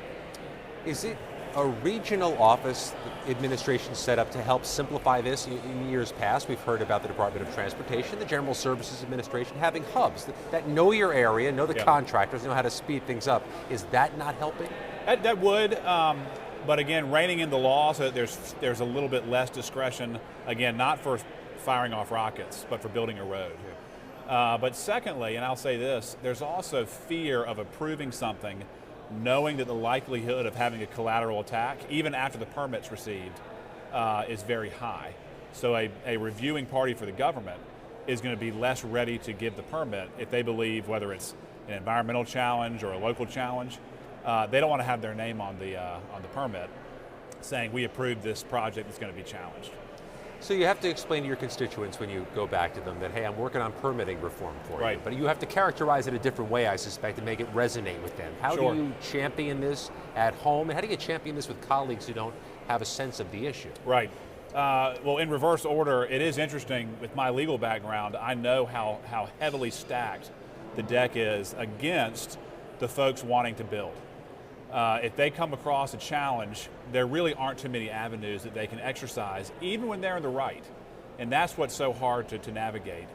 But in terms of selling it to my district, there are many examples that regulatory overreach, regulatory uncertainty has caused real harm. And being able to point to the harm inflicted on the district, on people in North Carolina, that's a very tangible way to say, this is wrong, we're trying to fix it. We're not getting rid of regulatory authority, but the regulator can't take your livelihood without any cost. There needs to be a more of a rebalancing effort, and that's what we're trying to do. In past Congresses, one of the biggest surrogates for permitting reform was actually a Democrat. It was Joe Manchin of West Virginia, who had his own needs for permitting reform in a state with this heavy energy production. That's right. How do you find Democrats to join you on this? What do you do to pull that string and get them to join you? It's very interesting. One of the things I hate about Washington is when the cameras turn on, there is a very real uptick in division. More so than ever. And one thing that I've really appreciated is when the camera goes off, establishing relationships with Democrats. And one person in particular that I really enjoy talking about solutions to problems is Jamie Raskin. He's about as far left as he can be in some respects, but he was very affirming to some of my ideas on permitting reform. And we just filed a bill that I ran by him called the Lego Act. And it deals with essentially bringing a defense to the regulated parties that if they meet that barrier, regardless of a technicality, they can go forward. And he was all for that. He was very affirming. Now, whether or not he supports it publicly, I don't know. But instead of the nature of that bill is, instead of being caught up in the spiderweb of Washington, D.C. administrative courts, the regulated party can say, I think I'm doing this just right, I want to hear it in my district in a federal court before a jury of my peers. The LEGO Act, explain the acronym, spell it out, and give us some Limited detail. Excessive Government Overreach It Act. provides more of a safety net for parties who may be challenged by federal administration That's right. agencies. So an example that was in my district, there was a tobacco farm that was in existence and operational before North Carolina was an official state. There's a road on the southern end of a field. It had been there for over 2 centuries. Someone in the previous administration came down there and said, this field violates the WOTUS Act because of its proximity to a river. And the Waters of the United States. Yes, that's right. And he had no ability to fight it. He's a middle class, honest, wonderful man. He can't afford $500,000 or $1 million to come up to Washington to challenge that halt in a court that's funded by the EPA. And so what my bill would do would for the farmer to say, thank you for your opinion, I'm going to keep farming, and if you want to stop me, we're going to go have an argument in a district court where I can make the case to a jury of my peers that this is a reasonable use of the farmland that does not impact the water of the United States. And if he is able to meet that reasonableness standard, he can keep farming. And that would be in that farmer's home district? Yep, the Eastern District of North Carolina would be where this particular farm was. For your constituents, that's right. Under the LEGO Act, it would be you go to your local federal courthouse, that's right. So not to incur the burden of travel, transportation, yes. And cost. And your neighbors will decide this is really not worth punishing him for. Let's talk a bit about the Judiciary Committee. As a former federal prosecutor, you're one of multiple, I think, Congressman Ivey of Maryland's former federal prosecutor. You're a former federal prosecutor. That's right. What do you think the federal prosecutor's offices need right now, the U.S. attorney's offices around the country? You have a unique visibility on that, and I suspect your colleagues would like to know that. Yes. That's a great question. I think that there should be a sort of a decentralizing effort from the Department of Justice in Washington, not get rid of it, but really pump out into the various U.S. attorney's offices and law enforcement offices, because that's where most people will be affected. 94 of them, right? Do what? 94 of those offices, right? Yep. And you know, that effort, it could lead to more law enforcement officers. There's a program called the Task Force Program, where a local officer can have cross-jurisdictional authorization just by becoming a task force officer with DEA, ATF. Some of the most robust and well-stewarded efforts are empowering local law enforcement to help their communities. And if we can give, you know, a bigger boost to recruit prosecutors, to train prosecutors, again, locally, not here, but farm them out from every corner of the country, I think that we'll be better served long term, because again, that's where you prosecute crime, that's where you handle local disputes. Beefing up the farming out is what I think we ought to do. A bit of a decentralization to get more local participation. Yes, yes. Do you have concerns over what the Judiciary Committee has reported out about some turnover in the Department of Justice? We've lost thousands of attorneys. A number of your former colleagues are gone. DOJ, forks in the road, maybe disagreements politically with the prior administration or the current administration. Do we have enough bodies in the building? You know, we probably have enough bodies, but it is a real problem because you lose the seasoning of experience. And I actually was promoted. I came in under Obama. When Trump won the election, a lot of folks left. So that enabled me to rise up, probably faster than I should have, honestly.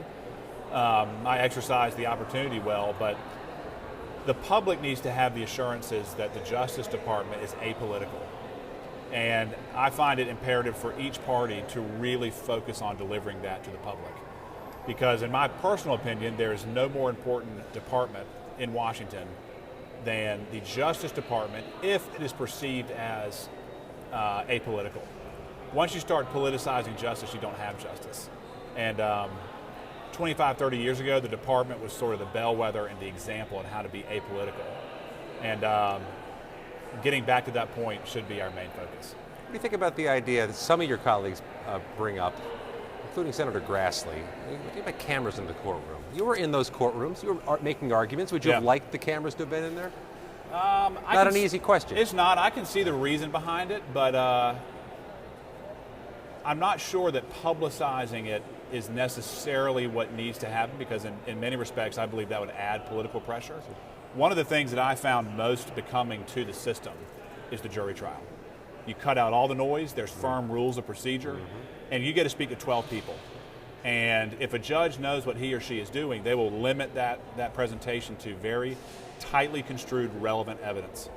And usually, if I was doing my job, I would let the evidence be presented in a way that told the truth and let the jury do with it with what they will. And if we allowed cameras to in the courtroom, I think you would have a lot of punditry, a lot of, especially the big cases where you don't need to have political interference. I think we would run the risk of overly politicizing even the local court systems.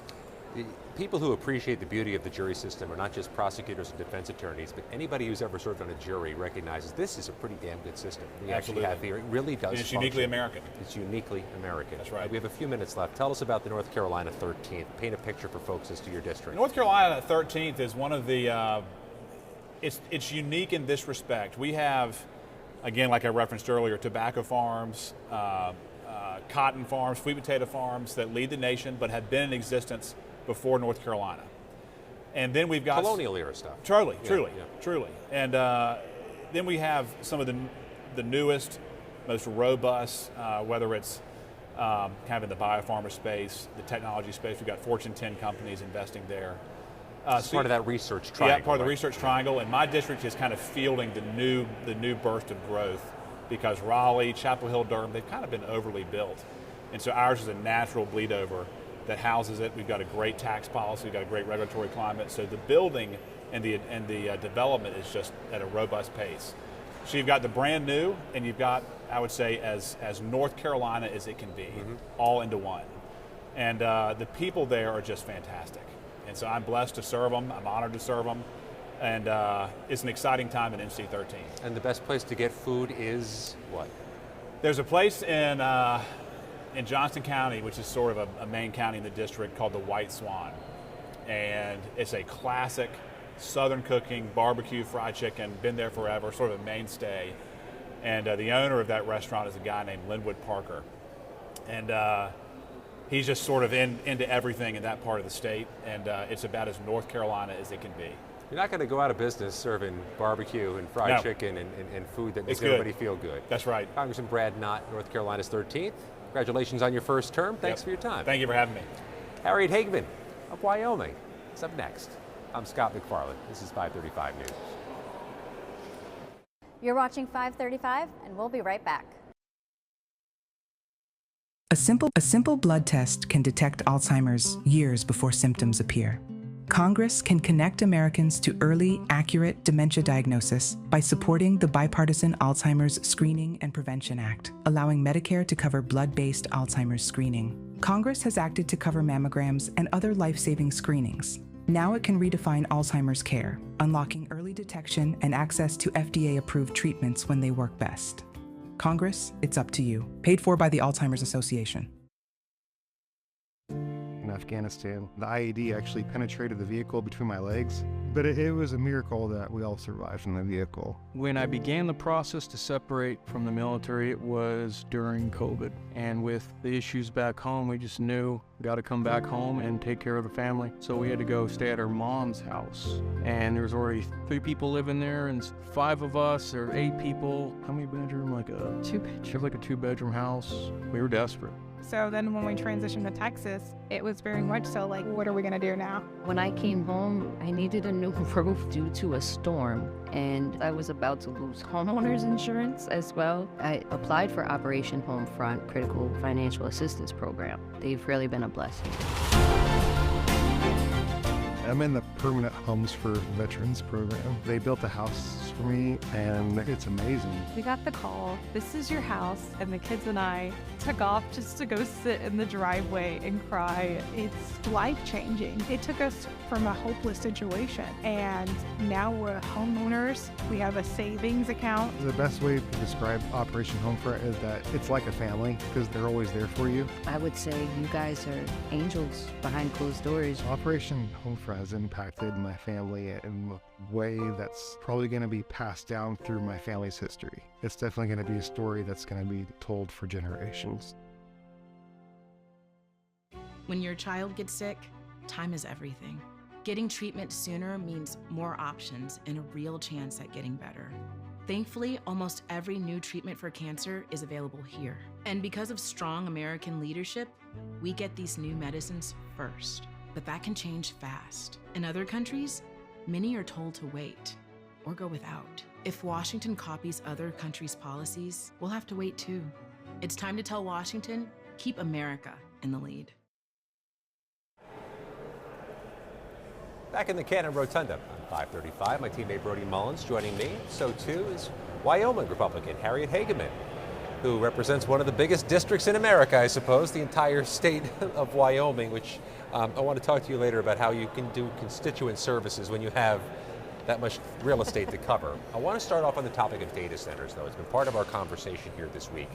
You have a distinctive data center issue in Wyoming that you are trying to conduct some oversight of, a contamination, which we hear in communities east to west. They're worried about contamination. What's going on in Wyoming? So this is something that just recently arose, or at least that we just recently found out about, but apparently earlier this year, the allegation is that one of the data centers contaminated the gray water system. And so they've been removed off of that system. When we found out about it, we immediately contacted the company. They responded to us within 24 hours. They had a phone call to my staff, and we have been working with them to try to figure out exactly what happened here. And I know that they are working with the Board of Public Utilities as well to address it, to trace it back to the source, and figure out how to make sure that this never happens again. See the company's statement arguing that this is not a health hazard or a danger to the community, but this sure does reinforce the fears people have about these expanding data centers. I agree with that, and one of the things that I have continuously pointed out is that Wyoming has a procedure to make sure that we are assessing the full impact of big businesses or big industries such as data centers. We have what's called the Industrial Siting Council, and that is a statutory framework that was set up many years ago, and the purpose of it is that when you have a large industry coming into your community, and especially in a state like Wyoming, because we're the least populated state in the nation. Our largest city is 60,000 people, so you can imagine if you've got a big industry coming in, what it can do in terms of housing, roads, the restaurant demands, what you're going to do for the short-term construction employees versus how many long-term employees. So the structure that we have set up is they're supposed to be looking at all of those things to make sure that there are no negative impacts on the surrounding community. I am encouraging the people in Wyoming to use that state process more effectively. And I think that even in the legislature, they're potentially looking at some ways to tweak that. So yes, there are many concerns related to energy demand as well as the impact on our water supply. You have, as the least populous state in America with no real population density, do data center companies see it as an opportunity, that there's space and real estate to play with? There's several things. One of them is just exactly that. We're at the crossroads of I-80 and I-25. And then also we're cool. So where I live in Cheyenne, it's 6,000 feet in elevation. So I don't have air conditioning in my house because we don't really need it except for maybe a couple weeks out of the year. So it's cool. And so because electricity is one of the biggest expense items that they have, they want to keep those costs down in terms of the cooling. So that's another reason why they're looking to relocate in a place like Wyoming. You also had a briefing today on a bill that you've just recently introduced that tries to combat affordability. Tell us about that. So it is the Stop the Climate Shakedowns Act, and what this has to do with is that there are many communities and states around the country that have either filed lawsuits against our energy companies claiming that they are responsible for climate change and the impacts of climate change, and this is an effort to try, really it's another way of taxation is really what these communities are doing, the states are doing. So they've either adopted Superfund laws claiming that producing energy has caused climate change, and so those energy producers should be responsible for paying billions upon billions upon billions of dollars in fines. And then on the other hand, they're just flat out suing. So the city of Boulder, Colorado has a lawsuit pending in front of the United States Supreme Court right now against Suncor. So the purpose of my legislation, and I filed this in conjunction with Senator Ted Cruz, is to stop these lawsuits in their tracks. Boulder and the radical left and the radical environmentalists, the activists, they cannot get things that Congress and their state legislators are not adopting things such as cap and trade or carbon taxes or the things that they want. So this is their way of generating revenue. This is just another tax that they're attempting to impose. it's going to go against the oil and gas companies, the coal companies, the mineral producers, but in reality, the consumers are the ones that are ultimately going to suffer dramatically because it's going to make the cost of everything absolutely skyrocket if they were ever successful in one of these cases. At the same time, you do support other efforts to combat climate change. Can you tell us about those? Pardon me? At the same time, you do support other efforts to try to combat climate change. Can you tell us about some of your other efforts? I think that the UN just recently released a report demonstrating that most of their modeling data over the last 20 to 30 years was completely corrupted. I don't know if you realize, but in 2021, they actually released a report saying that most of the data and information they had been relying upon to make their predictions were actually scenarios that were never going to happen. So the UN has admitted that that we're going to have these horrific consequences associated with climate change most likely will not happen. The other problem that you have with so much of the climate discussion is that it is based upon corrupted data. For example, they completely ignore the urban heat index. They completely, they homogenize data between weather stations and different things. So much of the data on which they've been basing their models and their claims really has been corrupted. And I think that we need to take a step back, look at the reality of the situation, and recognize that, number one, we're able to adapt to almost anything, but number two, the dire predictions they've been making are not going to be happening. How do you build a bridge to Democrats on your bill? Democrats who would not characterize themselves as extremists or enviro activists, who would acknowledge there's some connection, they believe, between utilities, energy production, and climate change. Sure, and what it comes down to is affordability. What you have to look at is opportunity costs, right? Are you going to invest $1 trillion in taxation of these kinds of lawsuits and just spend it essentially turning this into a mechanism to generate revenue for communities?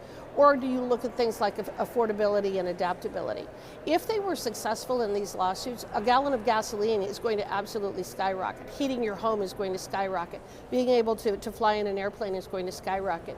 The thing that the other part of this is pure due process and fairness. Every single one of our energy companies that are producing the resources that we use for air conditioning, for heat, for traffic lights, for building our highways, etc., they've done so pursuant to permits. Every single thing they've done has been perfectly legal. So this is a retroactive look back and say, well, in 1994 you were producing oil at a rate of so many barrels a day.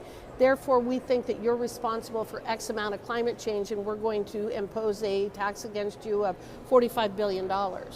What do you think that is going to do to, number one, our energy companies? Would they even survive it? And number two, how much are they going to charge us for the resource that we need to survive? So you make an affordability argument in your outreach. Absolutely. Absolutely. This is about affordability.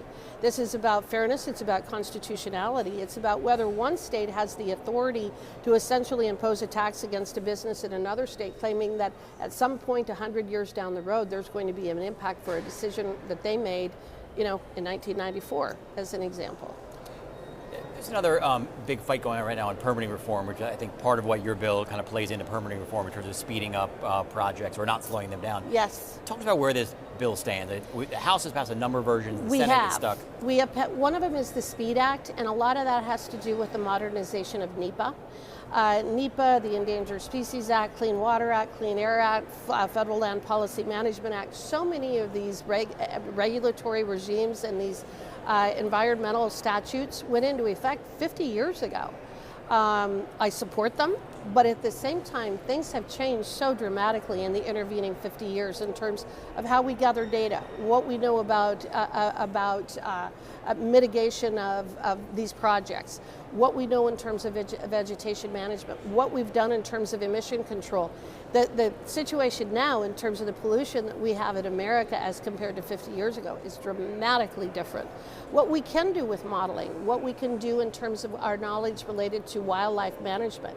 So my discussion around this is really focused on modernizing these statutes so that they actually reflect the modern age in the way that we gather data, the way that we manage resources, the types of demands that we have, the equipment that we use, all of that. It is time to be looking at all of these and making sure that they're working for our modern industries, our modern commerce, all of those things. So that's why the SPEED Act is in the Senate right now. I'm hoping that that will pass, and then we're also doing some work in the Natural Resources Committee on modernizing the Endangered Species Act, again for the same reason.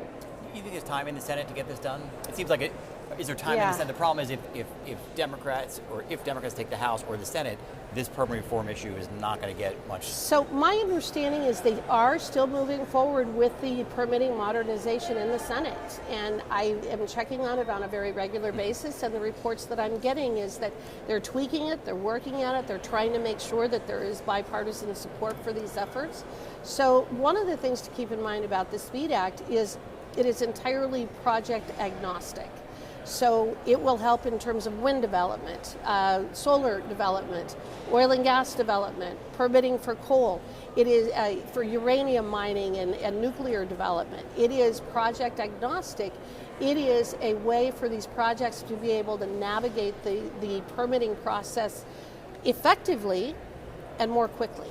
Part of this fight is between the fossil fuel producers and Democrats who support renewable fuel. Your state has both, right? You're big wind and you're big lots of coal. Well, that's why it's project agnostic. So it's not really even a battle between them.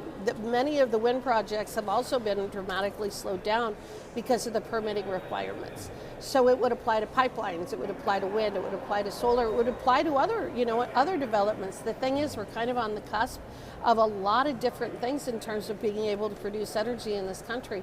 We want to make sure that we continue to be innovative and that we remain at the forefront on these incredibly exciting issues. We'll transition to talk about the law. You're a longtime attorney. You bring that skill set here to the U.S. House. You've been pressing in a bipartisan way for looking at AI adaptive technology in courtrooms. Explain what that is and why that might be an advancement. So there's a couple of things. One is as a trial attorney for many years, one of the most critically important things that you have to have is an accurate transcript. That transcript has to be 100% accurate, whether you're doing a deposition or you're sitting in a live courtroom with live testimony. You can't have somebody say, I did not see the red light, and have it come out in the transcript saying, I did see the red light. And that one 3-letter word is astoundingly important. So one of the bills that I've introduced is to make sure that because AI is taking over so many different things, and I am concerned that to the extent they want to place that in the courtroom setting, that we make sure that it is entirely 100% accurate, because we know right now it isn't. So we need to be doing pilot projects. We need to make sure that our court reporters are able to be a part of this discussion and engaged with it, because there is nothing that is more important really in a court case than that transcript, both deposition and in the live testimony. The other thing that I've done in another area of AI is I'm terribly concerned about censorship in the First Amendment. And I have introduced a bill, it's a First Amendment bill, to make it so that the government cannot use AI to suppress our freedom of speech. By filtering it? Yes, by filtering it, manipulating it, distorting the kind of information that we're able to receive, making sure that if the federal government is going to be putting information out, that it is entirely accurate, that they're not using AI to basically push us in one direction or push us in another direction.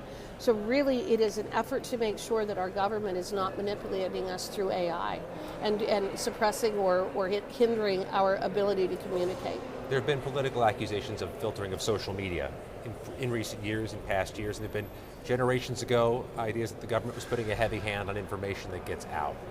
Your legislation is trying to make it, I suppose, completely benign in terms of how they allow stuff to go through AI. So the thing is that the federal government cannot do through a proxy what it cannot do directly. And under the First Amendment, we have the First Amendment right to freedom of speech, freedom of religion, freedom of the press, to peaceably assemble and petition our government for redress. Really, all 5 of those were dramatically trampled on during COVID. And one of the things that I kept screaming at the top of my lungs about was that there is no COVID exemption under the First Amendment. So I have 2 bills. One is the First Amendment Accountability Act, and that is that if any federal employee violates our First Amendment rights, telling us we can't go to church, taking away our freedom of speech, which we know that they did. They were suppressing information using Google and Meta. They've all admitted that the federal government, the Biden administration, was suppressing speech surrounding COVID, surrounding the Hunter Biden laptop. How do you account for misinformation then? If somebody's using it to corrupt the system, should the government have a role in at least keeping the corruption out? Well, I think that the free market system works about that, but what I'll say is I'm worried about the government doing that. So that's the free market side of things, but I don't want the federal government doing it because we have a First Amendment that prohibits it. So that's what I'm focused on, is that it is very difficult to bring a First Amendment lawsuit against a federal employee. What my two bills do is, if you're a federal employee and you use AI to manipulate me or manipulate my speech in some way, I can sue you for damages, seeking injunctive relief and attorney's fees. And the same one with the First Amendment Accountability Act is, if you're going to suppress my speech, I'm going to sue you. I can sue you, and I can get damages in an injunction. Sticking with AI for another moment, you said before you travel hundreds of miles every weekend seeing your constituents all around your enormous district. What are people saying about AI? Are they worried about it? People are worried about AI. People are worried about a lot of technological advances. We're really in a very strange moment in time. I think many of us realize that things are advancing so quickly. 5 years ago, what we're seeing now, nobody was even necessarily thinking about, and then here we are, and it's almost exponential. And so everybody's concerned about it. How are we going to continue communicating? What is happening to our young people? Are they online too much? What is YouTube doing? What is TikTok? I mean, there are just so many things that there are to worry about. We need to stay ahead of it. One of the things that I keep saying to my colleagues from the standpoint of legislating, we tend to legislate, we hardwire something in place, and then as technology advances and changes, we're always behind. So I'm constantly advocating for putting sunsets or reauthorization requirements in any kind of a tech bill, so that 3 to 5 years down the road, we are forced to revisit whether we need to change the law, whether we need to catch up with where the technology is. You know, an example is FISA. FISA has to be reauthorized, well, now every 3 years. But that allowed us 2 years ago to go in and make 56 fundamental changes to FISA to make sure that the federal government could no longer spy on us the way that the FBI had been doing. So having that reauthorization requirement allowed us to course correct in real time almost, and actually make sure we're protecting civil liberties at the same time we're able to gather the data that we need. I know you're a few years into this, but have you gotten used to this commute yet? Because Cheyenne to Washington's a unique challenge. It is. I drive 100 miles to Denver, and mostly, and catch the plane. I-25. Yep. Every once in a while I will fly out of Cheyenne, but then I have to find my way home again when I get back. I'm used to driving, though. Fair enough. Harriet Hageman, thank you for giving us so much time. It's a busy week, and we're really grateful for that. Thank you. Coming up tomorrow on 5:35, Kat Kamick's going to join us to talk about big tech. We have Greg Stanton of Arizona talking about FEMA resources, and the retiring Steve Womack to talk about efforts to try to curb the federal deficit in his remaining months here. Brody Mullins for our whole team. I'm Scott McFarland. Remember, if it's important to the 535, it's important to us. Thanks for watching.